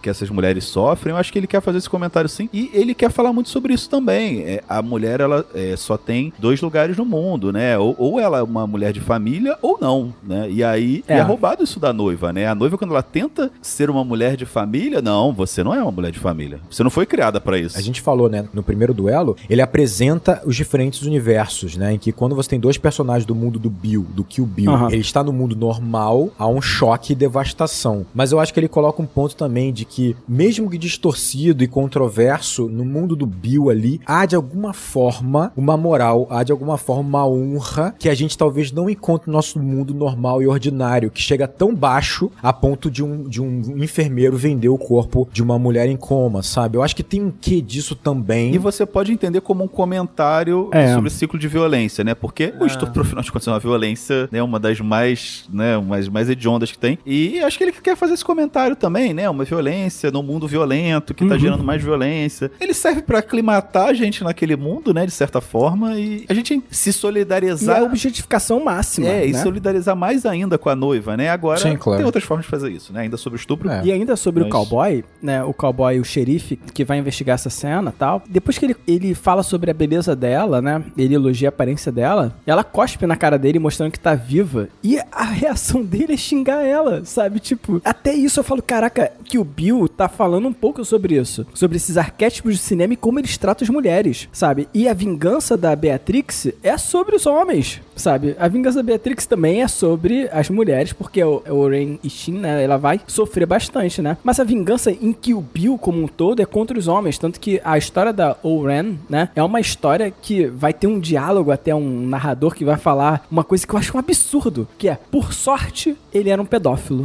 Exato. É ela que tá narrando. A Beatrix a noiva tá falando isso. Exatamente, né? Mas é um absurdo, você fala, é um absurdo. Linkando com isso que você tá falando, a noiva, ela não fica tão chocada assim com o estupro, não. Ela fica puta. Mas não é uma parada que choca ela tanto assim, não. É sobre-humano, é muito sobre-humano. De certa forma, eu acho que o Tarantino até trabalha isso nas personagens em geral, mas na noiva em específico, ela é um imã pra violência. Ela é um imã, é como se ela, por natureza, como se nesse universo fantasioso, a violência fosse condição pra existência dessa personagem, sabe? Tudo envolvendo a Beatrix é violência, tudo. E ela só vai realmente desconstruir isso no final, sabe? É como se esse personagem se livrasse de uma maldição, cara, de uma chaga, sabe? É como se a jornada toda dela tivesse, de certa forma, maculada com violência, e ela não tá buscando isso. Quando no duelo, por exemplo, contra a Oren, ela não quer enfrentar 88 malucos, mas é o que se coloca no caminho dela, e sabe, é como se ela fosse um imã, como se ela puxasse todo tipo de violência. Mas cara, de certa forma, ele na verdade é interessante porque você nunca vê nada antes da noiva que indique que ela é uma pessoa violenta. Você sabe, você tem comentário, mas você nunca vê. O que ela tá fazendo ali, o filme coloca como justiça, né? O filme não... Ela era composição de um grupo de assassinos profissionais, de um né? grupo de assassinos. Mas você nunca vê o que ela fez. Ele quer, de certa forma, ele mantém o status da noiva de heroína e a gente torce pela noiva por isso. Porque a gente só sabe o lado da vingança dela. Claro. Senão você desconstruir, né? Senão você perde a protagonista, né? Tipo, imagina o público. Senão você perde a protagonista. Exatamente. Mas você nunca vê esse lado sombrio dela, né? Propriamente dito, óbvio, que matava só por matar. A gente nem sabe se ela era essa pessoa ou não, né? Mostra, de certa forma, que ela tinha um código, sim. Exatamente. Ética, né? Mas eu acho que não é nem só ela, né? O universo. Eu acho que o Tarantino, ele interrompe o filme dele no momento que ele vai começar a preparar o segundo duelo, que aí é como a gente estava falando, o duelo vai ter sua função não só como um duelo, não só como ação, né? E aí ele começa a desenvolver a Oren. Quando ele começa a desenvolver a Oren, ele tá desenvolvendo talvez o universo e a mitologia mais importante para este filme aqui, que é essa mitologia japonesa, oriental e tal. Por quê? Porque você vai começar a entender que honra é essa que vai pavimentar todos esses personagens, porque o Bill também teve um treinamento como ela, né? Ele também teve um mestre Shaolin, vamos colocar dessa forma, e você vai ter toda uma honra japonesa, uma honra oriental que vai pavimentar algumas dessas decisões. É, por exemplo, a decisão dele de não mate ela dormindo, não sei o que lá, calma, tem toda uma questão de honra, tem toda a questão do nome e tal. O filme interrompe pra que a gente entenda o que tá em jogo. Tem uma questão de honra, mas tem uma questão de desejo também, né? Exatamente. Eu tenho dúvidas, Rodrigo. E aí, por isso que eu sinalizei com o não aqui, que o Daniel falou que todos eles têm questão de honra. Eu acho que não, cara. Os homens desse grupo não têm honra. Nenhuma. Eles manipulam e traem à vontade. Ele mata ela no casamento por ciúmes. Não. É óbvio. Exatamente. Eu não digo nem que é só ciúmes. Eu acho que, assim, pra ele... As mulheres têm honra. Não, então, mas quando eu digo uma honra, cara, é uma honra mais, assim, pavimentada dentro de uma concepção de samurai. É um código. Eu acho que é um código. É um código. Acho que é um código. É um código que a gente não compreende perfeitamente, né? Exatamente. O samurai tem uma honra que muitas vezes a gente não consegue compreender com uma cabeça de ocidental, por exemplo, né? O livro do Musashi tem uma passagem que basicamente ele mata um personagem que você fala assim, caraca, mas ele fez isso dentro de uma honra dentro da cabeça dele, Existe uma lógica que a gente não consegue compreender, né? Existe uma lógica dentro desse código, né? Eu acho que o ponto aqui, pra mim, o que deixa também muito enfurecido o Bill, ele vai misturar os sentimentos que ele tem pela noiva, claro, mas também eu acho que é uma questão assim, ela vai menosprezar ou ela vai rejeitar esse universo, né? O que o Bill significa e todos eles significam. É como se, como o Daniel falou, ela é como se fosse uma super-humana em que ela vive totalmente à margem dessa moral que nós temos, dessas leis que nós temos, com uma técnica muito acima, né? Ela não é um ser humano normal, mas ela vai rejeitar tudo isso, todo esse universo, pra simplesmente ser uma pessoa ordinária, né? E eu acho que isso ofende o Bill, porque ele não teria a capacidade de fazer essa escolha. Ele não teria essa capacidade. Então, além da paixão que ele tem por ela, eu acho que isso também o ofende, sabe? Mas, Rodrigo, o Bill não precisa fazer essa escolha, cara. Ele faz o que ele quer. E fica claro isso ao longo do filme. O Bill, ele faz o que ele quer. Ele quer ter uma filha? Ele tem uma filha. Mas ele tá nesse universo. Ele quer que comandar a Yakuza? Ele comanda a Yakuza. Entendeu? Ele não precisa fazer essa escolha. Mas olha só, mas a filha ainda está dentro do universo dele e a Yakuza ainda está dentro do universo dele. Ele não consegue se transportar para o universo ordinário, comum e real que a noiva vai tentar. Ele não consegue ser um pai de família, né? Ele não consegue ser um pai de família que vai sair pra trabalhar e voltar. Ele não consegue se encaixar nisso, né? Eu não sei. A sensação que eu tenho sobre o Bill é que ele é todo poderoso. Ele faz o que ele quer e o que ele tá afim. Ah, mas esse poder que ele tem é no universo que ele tem. Por exemplo, o Bill no universo ordinário, ele é um assassino. Só isso. Ele é isso. Ele é perigoso porque ele é um assassino. Você vê só, a gente olhando o Bill, a gente mal olha ele com medo, porque a gente não viu nada que ele pode ser capaz. Agora, quando a noiva ouve ele falando, ela tá em pânico. Mas por quê? Porque ela estava inserida no universo dele. Sabe? Eu acho que a força que ele tem tá no universo dele. Eu acho que faz sentido. É porque a gente tá falando de universo ordinário, mas o universo ordinário é o universo onde as pessoas andam com katanas no avião. Não. Quando eu digo universo ordinário, é o universo do mundo real. Ele tá falando, tipo, nosso mundo. Do nosso mundo, caso houvesse um grupo de assassinos como as víboras. Ah, não, tá. Você tá transportando o Bill pro mundo real. É, eu tenho dúvida se naquele mundo existe esse mundo real, entendeu? Como o nosso, entendeu? Existe. É porque a Beatrix faz esse movimento, né? Sim. Exatamente. A Beatrix faz o movimento de tentar sair desse mundo de assassinos e vir pro mundo real, casar, ser uma mãe de família, né? Sim, como a Vernita faz. Que é um movimento que a Vernita conseguiu fazer. Exatamente. Mas então, até que ponto esse mundo real é dessa forma que a gente entende, né? Eu acho que o Bill, se ele quisesse, ele faria isso, porque quem que vai parar ele? Então, tudo bem, porque nós passamos a conhecer o Bill. Não, ele não tem antagonista, cara. Mas eu acho que é uma questão psicológica, entendeu, Caio? Psicológica, no sentido assim, por exemplo, se você... Eu acho que o grande ponto é assim, se você vê no meio da rua um cara que você não conhece, você vai falar assim, beleza, é um cara que eu não conheço, é o Bill, um idoso. Agora, quem conhece quem é o Bill porque está inserido no universo dele, vai ter medo do Bill. E ele é inebriado por esse poder que ele não tem fora. É o poder, né? É, que ele não tem fora. Que ela abdicou totalmente, né? Mas assim, o personagem do Bill é um personagem curioso, né? Porque a gente nunca viu o Bill sendo um cara incrível. Ah, sim, claro. Só é comentado. Mas a gente, em momento nenhum, pelo contrário, né? Ele já é um em momento existia até uma cena do Bill lutando, mas ela foi cortada. Sabe quem constrói o Bill pra gente? O armeiro, o cara da espada, o forjador, sim. né? O mestre da forja. Tori Hanzo. Os personagens que estão ao redor dele. É, mas esse cara é impressionante como ele tá tantos anos sem fazer uma espada e ele ouve o nome do Bill e ele sabe que ele tem necessidade de fazer uma espada. Eu acho que assim, a única ação do Bill que a gente tem pra construir esse personagem, como funciona a lógica de raciocínio dele, o que ele conseguiria, o que ele não conseguiria fazer, é o assassinato, a tentativa de assassinato da noiva no início, e transparece muito a ideia de que ela o traiu, não no sentido bíblico, mas que ela traiu o código moral, o acordo, e que ela não poderia ter uma vida mundana. E aí abre aqui um precedente que eu acho que o volume 3, se houver, esquece isso, cara. Tem realmente bastante conteúdo, porque assim, a Vermita consegue fazer essa transição. Sim. Por que a noiva não conseguiu fazer essa transição? Então assim, eu acho que tem uma relação do Bill para com a noiva, que obviamente é uma relação de mais proximidade, não é só uma relação profissional, existe uma relação ali amorosa, não sei se afetiva pela parte dos dois. Quando fala afetiva, a relação é a sentimento de fato. Isso tá nesse filme, né? Porque ela fala pra pra ele, né? Ainda na cena do... Mas é o que eu tô te falando. Eu não sei se é simplesmente uma relação emocional, se eles se gostam de fato, se é uma relação simplesmente carnal. É isso que eu tô te falando. Não sei qual é o nível da relação entre esses personagens. Mas existe no Bill uma ideia de traição. Ele foi traído por ela. O Rodrigo especificou, né? Essa questão do mundo. Então, e é justamente isso. Eu acho que o que fere tanto o Bill é essa possibilidade dela cogitar um outro universo sem ele. E eu acho que aí vai muito com o que o Caio colocou ali. Eu acho que o Bill é o onipresente desse universo. Ele tá em todos os espaços. Ele não pode estar fora das relações, sabe? Então, a partir do momento que ele vê que uma personagem, né, que é um indivíduo, que é a noiva, está visualizando uma saída, mundo, né, sem ele, uma saída que não passe por ele, isso ofende. Ele não tá envolvido, né? Não, e o Bill, ele não vai lá e resolve a parada. Ele chama todo o grupo da galera pra dar um recado. E esse recado é: quem sair daqui vai acontecer a mesma coisa. Obviamente. Né? Então, obviamente. Quando eu falo que ele consegue fazer o que ele quer, por isso, ele não foi lá, né? Ele não teve a honra de ir lá e ele resolver, né? Já que ele tava se sentindo traído, ele que tava, né? Ela tava abandonando ele. Ele não foi lá pessoalmente e resolveu. Ele foi lá pessoalmente, levou mais 10 pessoas e assassinou todo mundo ali. Mas ainda assim tá dentro de um código, né? No sentido de que todos sabem que quando você sai, você vai sofrer muito mais do que qualquer um de suas vítimas, por exemplo. Então, assim, fica claro que há dentro deles um código. É uma lição, né? É uma lição. Mas a Vernita sai. Mas é isso que eu tô te falando, a Vernita consegue. A Vernita sai. A Vernita sai. Mas num outro momento, né? Não sei. Será? Não sei, esse é o ponto, sabe? Existe uma relação... Teoricamente é muito próximo, né? Porque a criança tem 4 anos também. Vamos deixar pra falar disso no volume 2? Eu acho que é mais volume 2 que volume 1. Ok.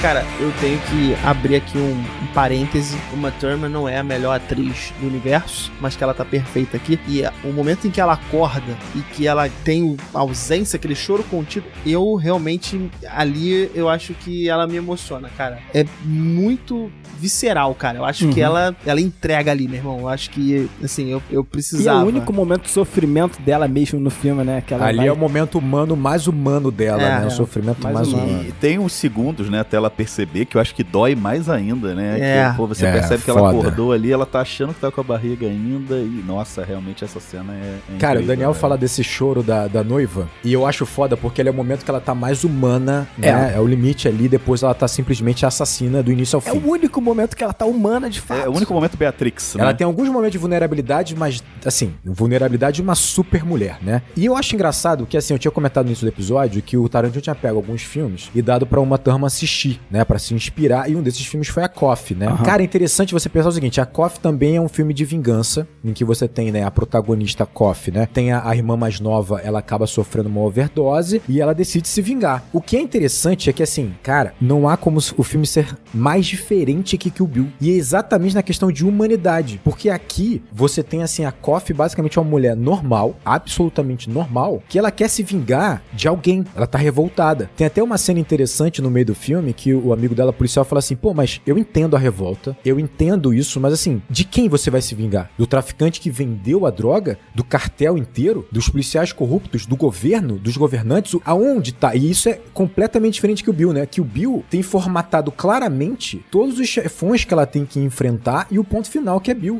Aqui... ela até escreve, né? O checkpoint. Ela até escreve. Em Coffee, cara, ela vai num cara e a trama vai se desenrolando, ela vai encontrando outras pessoas pra se vingar e ela não tem técnica, ela não tem nenhum tipo de arte marcial, não tem nem arma. Tem 2 cenas dela que é até interessante isso, que assim, que a Coffee basicamente, ela vai fugir, né, na hora de enfrentar uma cafetina que é gigantesca, ela não tem técnica nenhuma, sabe, ela simplesmente foge. E tem uma cena que assim, a trama dela é o completo oposto da noiva, porque a noiva, ela entra no covil, né, do vilão lá, da inimiga dela, chutando a porta, entrando e enfrentando todo mundo. A Coffee, cara, ela tem que se infiltrar e ela vai trabalhar como prostituta pra tentar se infiltrar, chegar no alvo dela, é uma parada completamente diferente, que ela vai se vulnerabilizando no processo e vai tornando a personagem mais complexa. E, cara, tem uma cena simplesmente que ela tá brigando com outras prostitutas que não gostaram dela, que estão com inveja. Cara, rola mesa, cadeira, ela quebra cadeira, garrafa. É muito interessante você imaginar o Tarantino pegando esse filme como influência pra Uma Thurman, porque, assim, a plot é parecida, mas o filme não tinha como ser mais diferente, sabe? Por conta da vulnerabilidade da Coffee, sabe? Isso é muito interessante, cara. Isso é muito legal. A gente falou lá atrás da questão da sexualidade sexualização, né, dos corpos e tal, da objetificação dos corpos. E eu acho muito interessante a escolha do Tarantino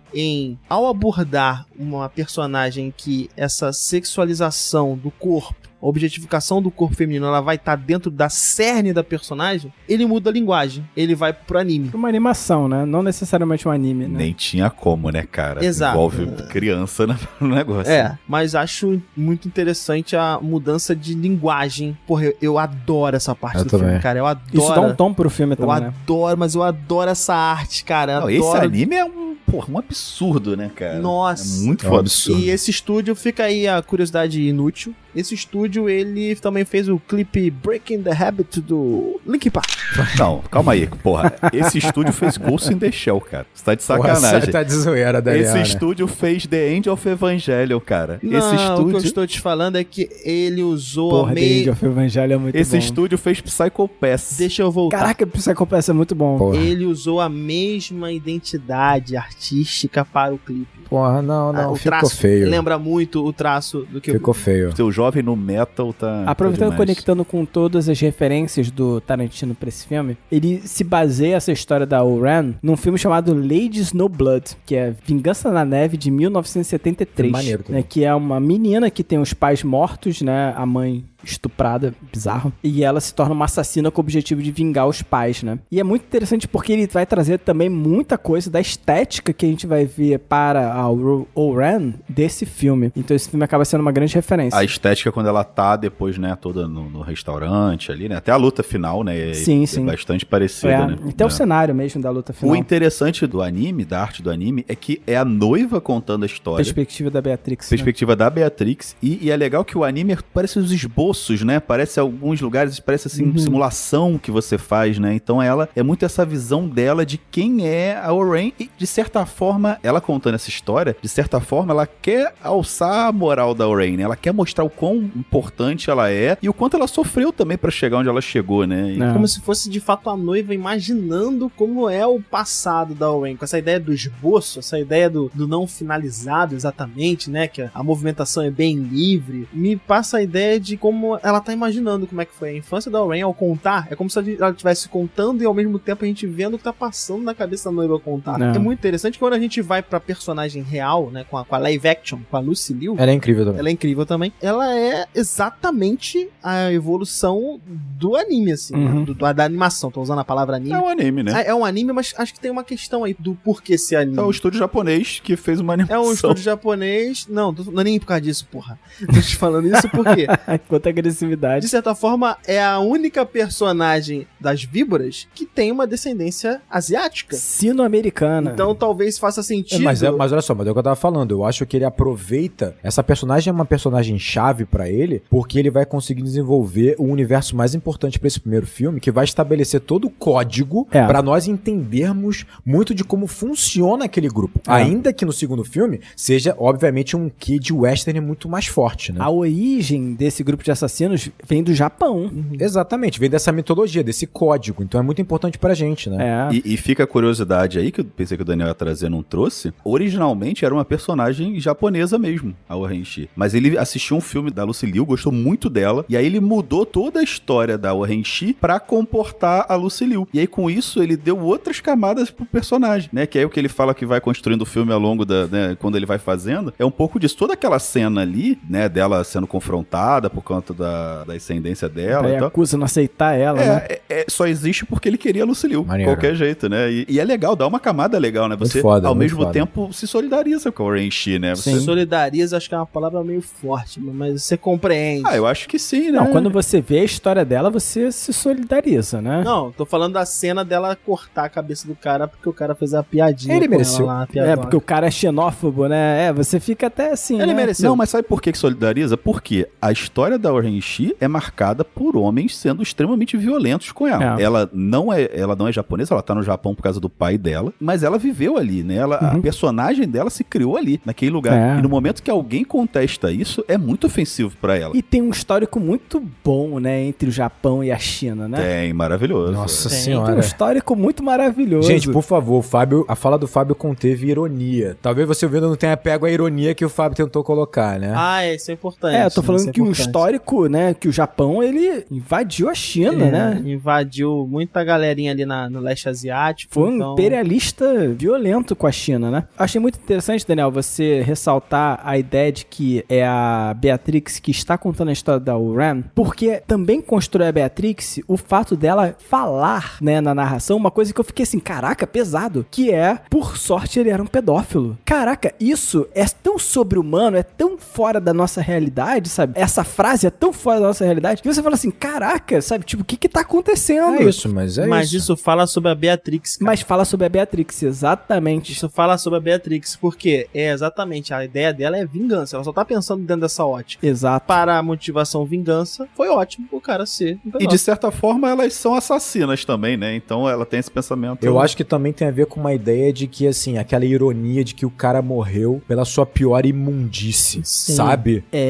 Tem isso também, que é uma coisa que ela vai buscar também, né? Exatamente. A própria Beatrix vai buscar isso, né? Eu acho. Sim. Vai buscar isso, por exemplo, com a francesa, né? Foi aquilo que a gente falou lá atrás, né? Ela quer a honra de matar as pessoas com o que elas têm de melhor, ou de pior, nesse caso aqui, né? Então ela quer usar a arma do cara contra ele, então ela acha bonito isso, né? Ela vê uma beleza, usar a imundice dele contra ele, né? Explorar isso como fraqueza, né? A escolha de colocar a noiva narrando, né, a história da Oran não é só funcional, né? Mas eu acho que tem ali não só uma questão também de identificação. A Oran teve o arco dela de vingança, a noiva está no arco dela de vingança, mas algo talvez mais importante que vai pautar esse duelo, que é a questão da honra, de fato, o respeito entre essas duas adversárias, né? E aqui, pra mim, esse duelo é foda demais, e eu acho que ele tem uma história dentro dele que é foda. Porque, assim, ele estabeleceu com o anime as linhas do que seria um código moral samurai. Você entender um pouco mais o que é a questão da honra, né? A questão do duelo, que é algo importante pro final com a Oran, né? Quando ela vai duelar com a noiva. E aí, reforçando aqui, né? Quando você fala sobre um código samurai, de um duelo, é talvez o confronto mais honrado, mais digno que existe, né? A gente não tá falando aqui de um confronto entre dois pistoleiros no Velho Oeste, né? A gente tá falando aqui, na verdade, de dois guerreiros em que tem toda uma etiqueta pra esse duelo. Essa etiqueta vai desde a sua vestimenta, desde a sua arma, desde a sua compostura e maneira de duelar. Você nunca vai dar um golpe baixo, um golpe covarde, né? Você nunca vai ser furtivo num combate entre dois samurais. É uma coisa honrada frente a frente, né? Quando chega ao ponto de que o adversário se sente honrado de ter sido derrotado pelo seu inimigo por conta da honradez dele. Então isso é importante pra gente começar a entender a história que há no duelo, né? Em todo esse duelo que vai culminar no confrontamento com a Oran. Porque você vai perceber que como é que começa a noiva? Ela começa completamente o contrário do que seria um samurai elegante dentro de toda a etiqueta desse duelo no começo da batalha. Porque simplesmente ela tá cortando o braço da francesa da maneira grotesca, né? E entre aspas, covarde, no sentido de que ela tá absolutamente indefesa, né? Teoricamente, um samurai em confronto nunca faria algo assim. Então você começa ali com o indigno, com o grotesco dessa batalha. E como é que termina a primeira fase dessa batalha? É ela enfrentando aquela aluna, aquela menina que é uma das discípulas, a Google. Google? Não, cara. Impossível enfrentar o Google. A Google. E depois eu que tô alto, né? Google Yubari. Exatamente. E você vê uma coisa, o Tarantino vai desenvolver um pouquinho a Google pra você entender, entre aspas, o quanto ela é indigna, entre aspas, né? No sentido assim, ela é desbocada, ela é desrespeitosa, ela é irônica, ela é pervertida, ela usa uma arma desonrosa. É, isso que eu ia falar. A arma é desonrosa. A arma do samurai é a espada, né? E ela usa uma arma, essas armas com corrente, com uma bola de metal, são armas no Japão que são desonrosas, são armas indignas, né? São armas de camponeses, pra ser sincero, né? Porque de uma casta mais baixa, ou de né? ninja, né? De ninjas, e são né? armas defensivas contra espada também, né? O objetivo era enrolar e tirar a espada do samurai. Exatamente. Então você percebe que a primeira fase desse duelo vai terminar com a Oran basicamente não aceitando, não oferecendo duelo com a noiva, porque ela sabe que ela tá lá pra desafiá-la, né? Por quê? Porque a Oran não acha ela digna de um duelo e não tem a ver com técnica, tem a ver com respeito, tem a ver com dignidade. E ela vai ter essa primeira fase basicamente enfrentando ali, entre aspas, uma adversária indigna, né? Que usa uma arma indigna, né? O que é legal é que, por conta talvez dessa arrogância da Oran, quando ela fala, não, eu não concedo você a dignidade, a honradez de lutar comigo, ela oferece oferece o seu batalhão de 88 capatazes lá, capangas lá, é que você vai ter um arco de evolução dentro do duelo da noiva. Da noiva, exatamente. O que é maneiro é que você vai perceber assim, a gente fala assim,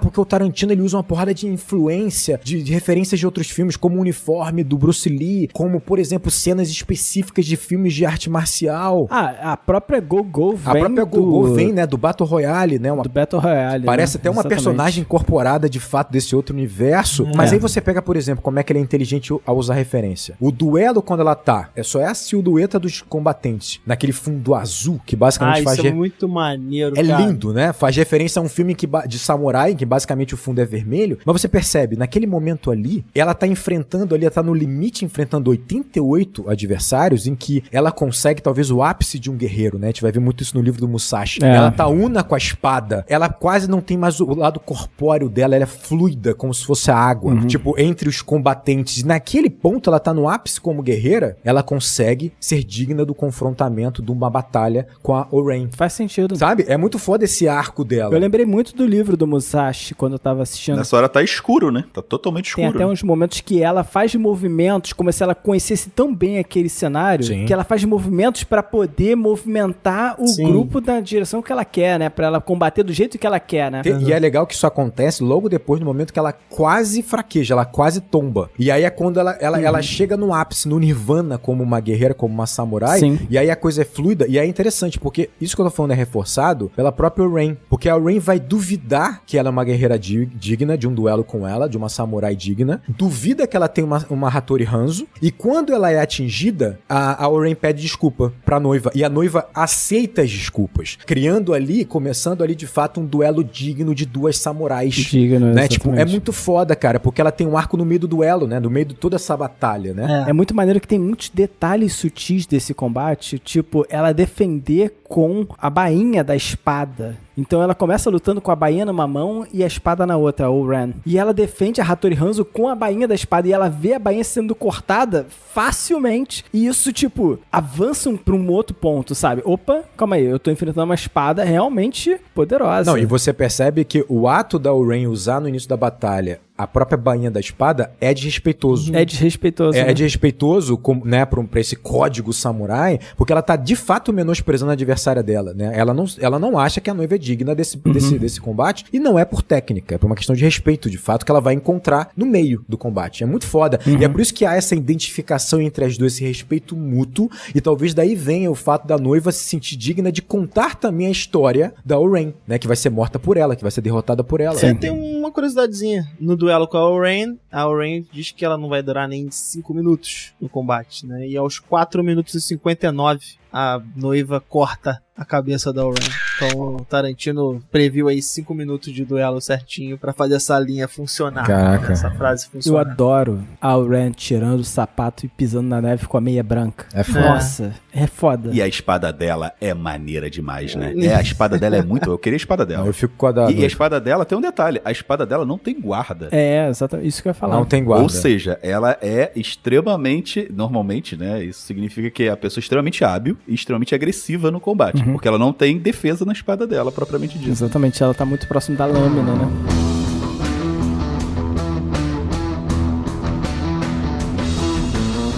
Você falou bem o uso que o Tarantino faz, né, de certas influências, não só do ponto de vista visual, do ponto de vista da estrutura da história. Ah, Daniel. Caralho. Eu tinha que usar, eu não resisti. Tudo É bem. muito limitado. Esse Tô brincando, né? a maior parte desse duelo é em preto e branco. Sim. E eu acho muito maneiro o take que ele volta a ser colorido, né? Que vai justamente pra essa cena que você falou aí, do fundo todo azul, que é um piscar de olhos, né? Tem um Piscar de close nos olhos. olhos Sim, e ela pisca. A cena em preto e branco foi um recurso. Sim, no sim, final sim. das contas, pra não fazer o filme ficar com rated maior do que ele ficou já. O sangue, né? Pra suavizar a violência. E o sangue, E né? o filme gastou um monte de camisinhas e... Hã? É porque os o sangue falso eram colocados em camisinhas que estouravam. Então aquela... O Daniel joga a informação achando que a gente já vai saber que era usado as camisinhas pra estourar o sangue. Porra, Daniel. Não, mas é porque eu jogo a informação assim, você vê. É teu ápice como jornalista informativo. Tá fluido, pá. A informação, eu estou uno com a informação. Flui. Tem várias técnicas que ela usa no combate que são, de fato, técnicas que estão no livro do Musashi, né, como vocês falaram. Por exemplo, o fato dela usar a espada pra ver o reflexo de quem tá atrás dela, né, no círculo de inimigos, ela usa a espada em posição pra ela enxergar quem tá atrás. O fato dela subir, por exemplo, para o segundo andar, para ela enfrentar menos inimigos de uma vez só. Enfileirar eles na escada. Enfileirados. Né? Sim, então sim. tem várias técnicas que ela usa ali. É o Musashi contra os Yoshiokas, eu lembro disso. Yoshiokas, claro. O clã Yoshioka. Filmar essa cena foi terrível, assim, porque foram 2 meses pra gravar todo esse arco. O Tarantino exigiu fisicamente o que ele podia e o que ele não podia da Uma Thurman. E esse filme todo foi filmado em 150 dias. Então, se a gente for pegar uma estrutura, de novo, se a gente for pegar o tempo de filmagem, praticamente 50% do filme todo foi esses 10 minutos. Injusto, foram né? esses 10 minutos. E ele filmou em sequência, né, cara? Então, assim, você tinha que ir fazer... Porque ele achou que, como os filmes orientais filmam dessa forma, então ele queria filmar em sequência também. E isso, obviamente, torna tudo mais difícil ainda, né? Porque você não consegue aproveitar a cena. Mais caro também. Mais caro. Mas o curioso, o Daniel falou dessa questão dele filmar em preto e branco pra baixar um pouco a classificação. Baixar não, né? Pra não subir mais. Ele soltou uma versão editada, que só saiu no Japão, com essa cena não tá preto e branco. E você acha no YouTube aí, se você procurar. Ah, que legal. Pô, não sabia disso. E assim, eu vou te dizer, não é mais legal. Cara, exatamente. É pelo contrário. Acho... E ele coloca um preto e branco que não é só um preto e branco normal. Cara, completamente estourado. Completamente estourado. O branco é estourado. É, bem estourado. É completamente estourado. Ele é diferente do início do filme, né? Muito diferente. Isso passa também, né, a sensação de como é que ela tava naquele momento ali, né? Ela não tava nem pensando. Ela estado de alerta máximo, né? Sim. E você vê isso porque ela não desperdiça movimento, cara. Não tem nenhum movimento que ela faça que não seja com o objetivo de ou atingir alguém, ou se desviar de um golpe, ou se defender. É tudo milimetricamente calculado. Isso é muito foda. E muito difícil de fazer também. E tem uma coisa muito interessante, que o preto e branco ele vem justamente quando ela utiliza uma técnica do Pai Mei, né? Que a gente vai ver só no volume 2, mas de arrancar um olho de um personagem, né? Então tem essa relação com o olho, mas parece que chega um momento, tipo, do júbilo do combate, que ela não tá mais pensando, sabe? Então o preto e branco vem nesse momento em que, tipo, ela tá agindo instintivamente. Então, imagina o que é você, no meio do combate, né? Ela tá lutando com a espada, e aí ela vai e faz um movimento, sei lá do que, né? E arranca o olho de uma pessoa, sabe? Tipo, é um movimento muito não natural, mas que ela já tá tão acostumada àquilo, que ela entrou no modo automático. Então, pra mim, o preto e branco é o modo automático do combate. Então, ele acaba sendo um recurso narrativo, sabe? Exatamente. Agora ela tá no modo automático, ela incorporou e ela vai enfrentar geral. Exatamente.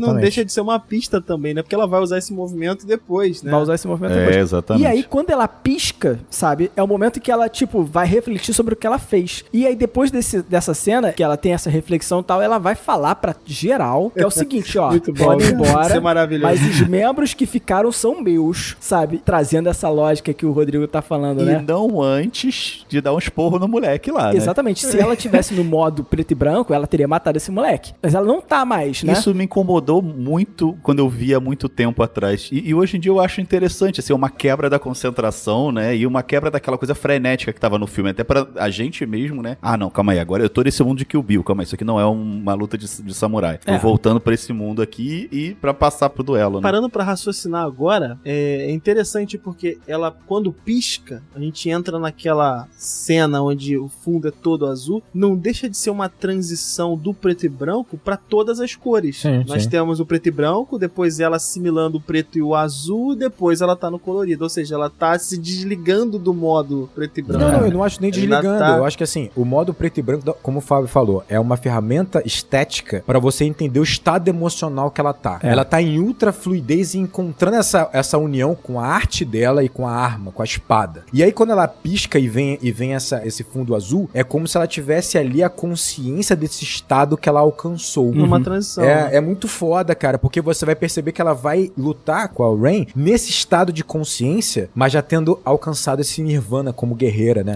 E aí eu reforço, tipo assim, pra mim o filme, ele aproveita pra apresentar o primeiro duelo, né, invertido, né, quando ela luta contra a Green no início do filme, porque é interessante você perceber que ela tá partindo ali, teoricamente o arco dela nesse primeiro filme é esse, ela sai de uma assassina, né, que é muito técnica, mas ainda assim uma assassina, a encontrar seu ápice no final do filme pra gente, né, ela chega no ápice ali como guerreira, como samurai, a ponto de ser digna desse duelo com a Oren, né, e aí entra no segundo filme quando aí o arco é mais humano, né, que é o mesmo arco do Musashi. O Musashi ele vai chegar num ponto que é o ápice do samurai, o ápice da técnica, em que ele luta basicamente sem qualquer tipo de consciência, mas depois ele entra num arco de humanidade, né? É quando ele começa a perceber que o guerreiro não precisa lutar, entre aspas, né? Então, assim, no fundo ela vai ter um pouco desse arco também, que é o arco de humanidade, que é o arco pra se tornar mãe. E repetindo aqui, né, a gente já falou isso algumas vezes, ela escolhe não usar a espada contra a Vernita, né? Sim. Ela já tá com a espada, ela já tá com a Hattori Hanzo. Exato. Ela tinha espada, exatamente. Porra, eu vou falar uma coisa, O que são as Hattori Hanzo, cara? Eu ia falar isso e vou falar uma coisa. Porra.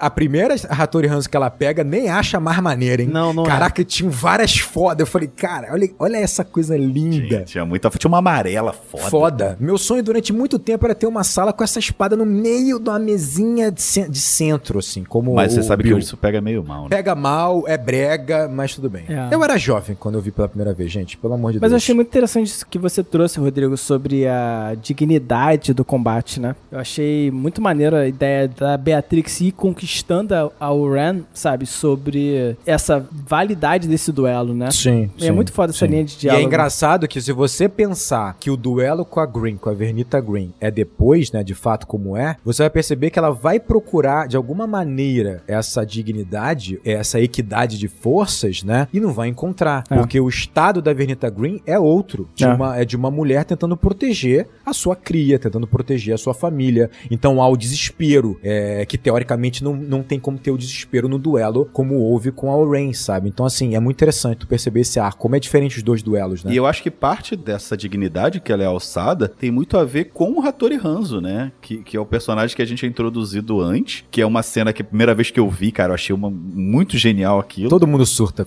Você não espera, né, o que vai acontecer ali, né? E o Sonny Chiba é um cara incrível, né, cara? Ele é um ator sensacional. Incrível. E a transformação que ele passa atuando ali, né? Apesar de ser um papel rápido, você entende tudo. Você entende que, não, aquela causa ali realmente é uma causa honrada. O que ela quer fazer, né, matar o Bill, é uma causa honrada. Tanto que uma pessoa lendária no Japão deixou, né, a aposentadoria dele pra servir a ela. Coisa que ele jurou nunca mais fazer. Ele fala, não sei, há 20 anos, né? Não, e que é um peso gigante ali, né? Na verdade, não só a missão dela é honrada, como na verdade é uma missão que talvez ele deveria ter. E que ela que tá imprimindo essa missão, né? E passa um pouco essa sensação, porque não sei se pra vocês também passa essa sensação, mas quando ele tem a transformação, né? Quando ele tem a revelação do pra que ela precisa de uma Hattori Hanzo. E de quem ela é, né? E de quem ela é, ele muda completamente. Aí tá realmente impressionante, assim. A aura do personagem muda, né? De um baita armeiro samurai sai, assim, do nada. Uau. É um absurdo. E ele dá não sei se vocês captaram isso também, mas acho que ele olha pra um retrato e é como se o Bill tivesse, de fato, causado um mal real para ele, né? É como o Rodrigo falou, como se essa devesse ser também um dilema moral pra ele. É a pior ofensa que ele poderia ter como professor, como mestre, né? E é quando o arco dele fecha, né? Ele volta pra cumprir a missão dele, que é armar a Beatrix. Mas assim, essa cena toda, eu reassistindo esse filme, né? Depois de muito tempo, né? Porque, eu acho que eu já vi esse filme muitas vezes, sei lá, pelo menos umas 5 vezes. Reassistindo esse filme agora pra poder gravar, eu nunca percebi como essa cena é foda. Dela entrando no bar, dela falando em inglês, e ele respondendo em inglês, e o inglês mal falado. Como se ela fosse uma americana meio abobalhada, né? Trivialidades, E aí ela fala umas palavras em japonês pra mostrar que ela tá aprendendo, ela é uma turista, não sei o que, então tem todo um diálogo sobre o rapaz que tem que servir o chá. Cara, toda uma questão corriqueira daquela região de Okinawa, né? E o Hattori Hanzo ali, num outro personagem, quando ela fala exatamente quem ela está procurando, né? Que ele fala, quem é seu amigo que você veio aqui procurar. E ela fala, Hattori Hanzo, ele passa a falar com ela em japonês. Sendo que ela, até o momento, ela não falava japonês, mas ele passa a falar com ela em japonês porque ele automaticamente, cara, como isso constrói o mundo? Se ela está procurando Hattori Hanzo, ela fala japonês. Ela fala japonês. Fluente. Sim. E aí ele passa a falar com ela em japonês. E ela passa a responder em japonês respostas super complexas. E você fala, caraca, ela fala japonês. É foda. Sabe, perfeitamente. E eu li, pelo menos, essa brincadeira dos idiomas como um extremo respeito que ela tem a ele, né? Ela tem medo de invadir aquele espaço dele. Se ela chegasse ali falando japonês, pedindo uma espada, talvez fosse ofensivo. Então ela tem todo o cuidado de primeiro fazer com que ele gostasse dela. E é interessante que, enquanto isso está acontecendo, cara, tem toda uma mudança de direção muito gradual que o Tarantino vai fazendo. A câmera que tava em cima, ela vai descendo aos poucos e tal. Até a cena de, né, quando eles estão no bar de novo. Tem uma cena, cara, que é muito clara, que ele filma de baixo, né, pra cima, e ele tá com o branco estouradaço, assim, na tela, né, como se fosse uma entidade realmente mágica, né, uma entidade mágica. E termina sendo os dois sentados no mesmo nível, né, a câmera tá no chão também, e eles estão no mesmo nível, né? Então mostra todo esse processo de como ela conseguiu convencer ele. E tudo isso pela direção ali, né, isso não é exatamente falado em momento nenhum, né, ele não fala isso. E ainda tem uma ideia, Caio, de que eles estão num duelo ali, sabe? Então, tipo, quando um tá fingindo que é uma coisa, o outro tá fingindo que é outra coisa, os dois estão fingindo um pro outro, sabe? Então, acaba sendo um duelo no diálogo entre eles. E aí, quando realmente eles resolvem, assim, e ela fala, tipo, ela cita o nome do Bill, por que você precisa de uma espada? Bill. Isso já constrói pra ele toda a história. E ele já tá rendido. Ele fala, beleza, é isso que eu tenho que fazer, realmente. E já traz a culpa que ele tem pela existência do Bill. Tipo assim, esperei minha vida inteira por isso. É. Como se essa palavra jogasse uma culpa nele, que você consegue sentir o peso dela no personagem, cara. É inacreditável. E ela nem fala Bill, né? Ela fala um aprendiz seu. E aí ele vai no vidro e escreve Bill. Cara, é foda demais isso. E aí ela vai, eu adoro isso, ela vai lá depois que ele sai da cena e ela vai e apaga o nome do Bill, porque o nome do Bill não pode sujar esse lugar. Ela não falou o nome do Bill. Ela apaga o nome do Bill e tem um trechinho do B e ela vai dar uma apagadinha também, porque ela tem medo daquele nome também, né? Porque o Bill suja esse lugar também, exatamente, né? Ela não quer que aquele nome contamine ali, né? Esse lugar que não pode ter. E é um trabalho dela de tentar diminuir o que é Bill, né? Porra, nossa! Porque ele coloca Bill num nível gigantesco, onde ele nem menciona em si o nome dele, nem... Não precisa, né? Ele não fala, e ele escreve, ele imprime na janela... E é caligrafia de samurai mesmo. Samurai. Nossa, né? Aquele acento no I, né? Tipo... E é foda. E aí ela paga no tipo assim, não, ela precisa diminuir o Bill, né? Mesmo psicologicamente, porque senão ela não consegue também executar a tarefa que ela tem pra executar. Ela sabe que é gigantesco. Você vê na cena, por exemplo, na igreja, ela tem pavor do Bill. Pavor. Uhum. A gente tem que lembrar que aquele é o primeiro momento que ela tá, né? A primeira etapa da vingança dela, né? A primeira etapa, ela ainda não exatamente. Ela tem que diminuir o que significa o Bill. Exatamente. A gente não pode esquecer disso, né? Dessa inversão aí de papéis. Óbvio, e é interessante esse peso também do Hattori Hanzo. O Hattori Hanzo é um personagem que o Sonny Chiba fazia, né? Que o Tarantino puxou diretamente. E era uma série que se chamava Kage no Gundam, que foi que o Tarantino adorava. E o Sonny Chiba, ele fazia esse personagem que era o Hattori Hanzo, que é o ninja que existiu de verdade, né? Que existiu na vida real. Ele fala que essa série era feita de forma anual. Então, cada vez, ele era uma encarnação diferente do Hattori Hanzo. E ele fala que essa é a 100ª encarnação do Hattori Hanzo, né? Na cabeça dele. Né? Então, ele já é o Hattori Hanzo, assim... Porra, bem experiente. Depois de muitas encarnações, né? Cara, é muito foda. Eles falam isso, né? Que foi muito legal pro Sonny Chiba ser reconhecido dessa forma e revisitar o papel também, né? Que pra ele era um papel pequeno, é uma série pequena, né? Enfim. Que foda. E a apresentação da espada é uma coisa sensacional. Dele e o aprendiz, sabe? Tipo, ele olhando a espada, ele medindo a espada, vendo se ela tá perfeita, o aprendiz do lado dele. E a Beatrix não tá na cena, né? Ela não tá em nenhum momento na cena e tá lá. E de repente só no final. Tem um corte que ela está na cena, né? Caraca, é lindo demais. É lindo demais. Essa cena é uma oposição a sujeira que é quando ela chega no bar. O bar é todo largado, todo sujo, aquela confusão, aquela desordem. E aquilo ali não, aquilo é um lugar extremamente limpo, né? Ele tá com uma roupa extremamente branca que reflete, né? Se reflete a luz de uma forma assim mágica, né? Ele se purificou pra poder fazer aquela arma. É uma arma pura pra poder matar um grande mal, né? Não, e tem uma frase dela, né? Tem uma frase da arma que diz assim, se você encontrar... Acho que é isso, tá? Posso estar enganado. Mas é se você encontrar um deus e lutar, ele será ferido, né? Ele sairá cortado. Será sairá cortado. Se Deus estiver no seu caminho, ele sairá cortado. Se Deus ou Buda, ele fala, né? Se Deus ou Buda estiver no seu caminho. Deus ou Buda. Se Deus ou Buda, né, estiver no seu caminho, ele sairá cortado. E Caio, eu acho muito foda a ideia da comparação com a cena anterior, porque não só é a questão da confusão, mas é a questão da mistura dos papéis entre eles, sabe? Então eles duelam ainda, o Hattori Hanzo e o aprendiz dele duelam sobre quem deve servir de fato, sabe? Porque aquele não é o espaço que eles estão... Naquele universo. Daquele universo que eles estão fingindo ser, né? E quando vai para o universo de Kill Bill, onde o Hattori Hanzo é o armeiro, ele é o mestre da forja, não existe essa confusão de papéis. Não há discussão. Não há discussão, sabe? Mas eu acho muito foda porque isso representa exatamente o que nós estávamos debatendo. Um personagem, entre aspas, do mundo de Kill Bill, ele no máximo, ele vai interpretar um papel no mundo real. E esse movimento, teoricamente, tosco, né? Quando você simplesmente tem a realeza no universo de Kill Bill, pro Bill é uma ofensa. Ele diz, você é uma assassina, você é uma super mulher. Você tá acima disso e você quer se diminuir pra você interpretar um papel nesse mundo ordinário? Sabe, é isso que você quer fazer? É uma ofensa gigante porque nesse mundo ele é Deus, né? E você tá negando Deus, você tá negando exatamente, o que ele pode proporcionar. Exatamente.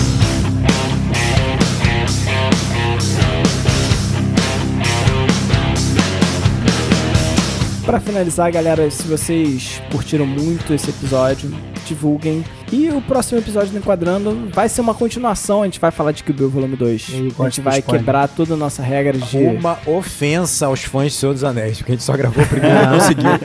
Mas é porque Kill Bill é melhor, né? Ah, porra, tanto sacanagem. Eita. Não, é porque Kill Bill não tem 3 horas. Kill Bill não tem 3 horas. Mas de qualquer forma, por favor, acessem nossos mídias sociais, siga a gente lá, apoie Enquadrando. Então lá no Instagram você pode entrar em @enquadrando_oficial, no Twitter Enquadrando_.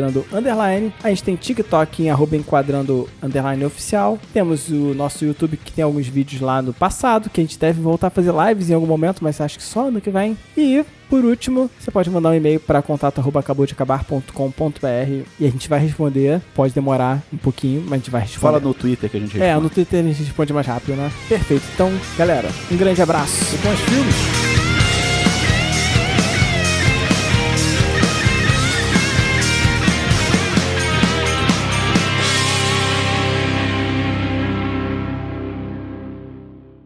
Cara, isso é importante também, cara, porque, assim, você já ajuda a gente se comentar, se divulgar, se mandar esse episódio pra aquela galera que você acha que pode agregar aqui, chegar e... Seguir nossas mídias sociais. Inferniza um podcaster famoso a divulgar Enquadrando. Muito ouvir bom, Enquadrando a divulgar Não Enquadrando. façam isso, não façam isso. Muito bom. Isso é marketing de guerrilha que chama. Marca de guerrilha. Mas aí eu percebi que ela não prestou atenção, e minha esposa tem um pouco dessa dificuldade. Olha o seu machismo aí. De perceber. Não é isso. De entender o filme como eu entendo, né? Poderia ser meu irmão, poderia ser minha irmã, poderia ser qualquer um. Ela tem... De compreender o filme com a profundidade que eu compreendo, né? Ai, não, vocês não valem Minha nada. madrinha de casamento. Sou padrinho do teu casamento, não vou aceitar isso não. Indivíduos. Não era, no caso do Kill Bill, não só esse produtor, mas outros produtores, ela também não tinha uma boa relação. A relação dela com o Tarantino também. É aquela história, né? Se você tem um amigo, não trabalhe com ele. É tipo o que a gente faz aqui, né? A gente não deveria fazer aqui. Não, mas mas tem uma situação aqui complicada, aqui Daniel. É um pouco diferente. Porque assim, isso vai acontecer... Eu ia deixar pra falar isso de repente quando a gente gravar sobre o volume 2, né? Que é o nosso próximo episódio, na verdade, né? Posso até revelar aqui, né? Que a gente vai fazer Já volume 2. Ele não consegue. Ele entrega fácil. Ele não consegue. Ele não aguenta, Ele fala né? no Twitter. Não era pra falar? Então não sei, então pode cortar. Foge de uma cafetona, porque a cafetona é gigante e ela não tem como enfrentar, ela sai correndo, ela foge da parada, sabe? Tem uma cena legal que assim, ela é totalmente aos trancos e barrancos. Fiquei muito na dúvida se era cafetona mesmo, Cafetina, né? Cafetina. Achei cafetina. Vou voltar. Cafetina, né? Cafetina. Agora me veio. O que você falou? Cafetina. Cafetona, eu fiquei cafetona. Cafetona. Cafetona é bizarro. Mas voltando, vamos lá. Tem duas cenas pra mim que representam isso muito bem, assim. A diferença pra Kill Bill é que a Coffee, ela... Fudeu agora. Fudeu. Vou tentar de novo, hein? Fudeu, isso porque ele ia conseguir naquele momento, era o melhor momento. Foi interromper Não, e a Foi Coffee... interromper o nosso flow do anime. Vamos lá. Pra isso. Porra, eu tenho que falar E a do Coffee, é tão Coffee vai se legal. ligar de uma pô. cafetona, E, né? cara, é muito... E tem 2 momentos por aqui. Cafetina, Vou falar. vai. Não, mas eu achei engraçado porque é café, né? Café. Coffee. Ai, Coffee, não. Vai. Deixa eu fechar, porra. Vambora. Mas tudo bem, fecha aí. Porque você vai... ele tá bêbado real, né? Mas tudo bem. Não, eu só achei engraçado você falar, o samurai em confronto nunca faria isso. Eu fiz isso numa aventura do Daniel. É verdade. Eu tô falando de Nossa, cortar basicamente o braço. O Rodrigo braço de tava uma... nessa aventura, né? de Mas você vamos cortar lá, o braço de uma segue. personagem de costa, né? Mas tudo bem. Não, cara, ninguém tá vendo isso, cara. O Daniel que tem uma espada. Ninguém tá vendo o Daniel. O E a Daniel da tá noiva? sacou Uma uma... Hattori Hanzo. Essa aqui é a da Hattori noiva. Hanzo. Hattori Hanzo. Tem a paradinha da noiva. E ele pegou na lâmina. E essa Ainda bem que ela não tá afiada. Porque senão ele teria que ter porte de Não arma, pode, só né? isso. Tu sabe que isso aqui tem uma história curiosa, cara. Porque assim, vou até expor aqui um Dá pouquinho. print aí, pô. Dá print pra colocar no Eu Instagram. ganhei essa Hattori Hanzo aqui de presente. Vou tirar aqui. E minha mãe, obviamente, dona de locadora, ela viu Kill Bill e ela achou violento demais. E eu ganhei essa espada, obviamente. A espada não Coloca tem... a espada mais na tela aí pra eu poder tirar um print. Não, deixa eu botar ela Não, assim. o cabo, né, Daniel? Porra, Não, caralho, calma, o que é você tá porque fazendo? eu tenho que... Aqui, ó. Pô, não, mas tu não vai divulgar esse print meu com um monte de tralha aqui não, né? Não, eu tô tirando print só do Daniel. tá, eu vou botar lá no grupo também, só o Daniel. A minha mãe nunca deixou... Calma aí. Para de bater. Espada. E aí tu começa a falar. Tu tá batendo e falando. Guarda essa espada, cara. Pelo amor de Caralho, Deus, guarda ninguém essa tá vendo. espada. Agora eu vou ficar com ela. Caralho, Agora Caralho, que demônio, inferno. Tu vai ter que ficar editando continua, vou continuar. clique dele tirando e botando Eu ganhei espada. essa espada de presente, né, no meu aniversário, acho que de 18 anos. 18 não, perdão, meu aniversário de 21 anos eu ganhei essa espada. Meio velho pra ganhar espada. E... meio novo, né? Foi a primeira espada que eu ganhei. E minha mãe viu que o Bill, obviamente, nunca deixou eu colocar essa espada, né, em casa. Com 21 anos eu ainda morava com os meus pais, eu casei, né, com 20, quase... E a espada ficava onde? Deixava onde? Deixava na lixeira lá de fora? Então, ela ficava guardada no meu armário. Né? Minha mãe não deixava eu expor porque ela achava que era, né, violento demais e que ela tinha... Ela não tem fio, né? Essa espada não tem... É uma barra de aço, isso aqui. Machuca, obviamente, né? Mas não tem nenhum... É igual um espeto de churrasco. É o mesmo nível de periculosidade de um espeto de churrasco. E eu só pude expor essa espada aqui em casa. É o primeiro local que eu coloquei, porque eu prometi à minha mãe que eu não faria isso, né? Respeitei lá a casa dela. Mas a minha mãe até hoje, quando vem aqui, ela não gosta de entrar aqui no quarto por causa da impressão que esse filme teve pra ela, né? Um filme de muita violência, ela conecta diretamente esse filme à violência e ela nunca o deixou usar. Ela está certa. Ela tá certa. Não é só isso, né? Ela entra no seu quarto que tem milhões de espadas, ela tá incomodada com o excesso de espadas milhões que você coloca no seu quem quarto. Quem dera fosse. Cara, quem ficou dera obcecado por espadas. Mas é muito interessante que pra ela esse filme tem pra mim é obviamente um ícone de cultura pop, mas pra ela é um filme que cara, pro meu pai e pra minha mãe também, muito violento e bobo, assim, sabe, desnecessariamente violento, né?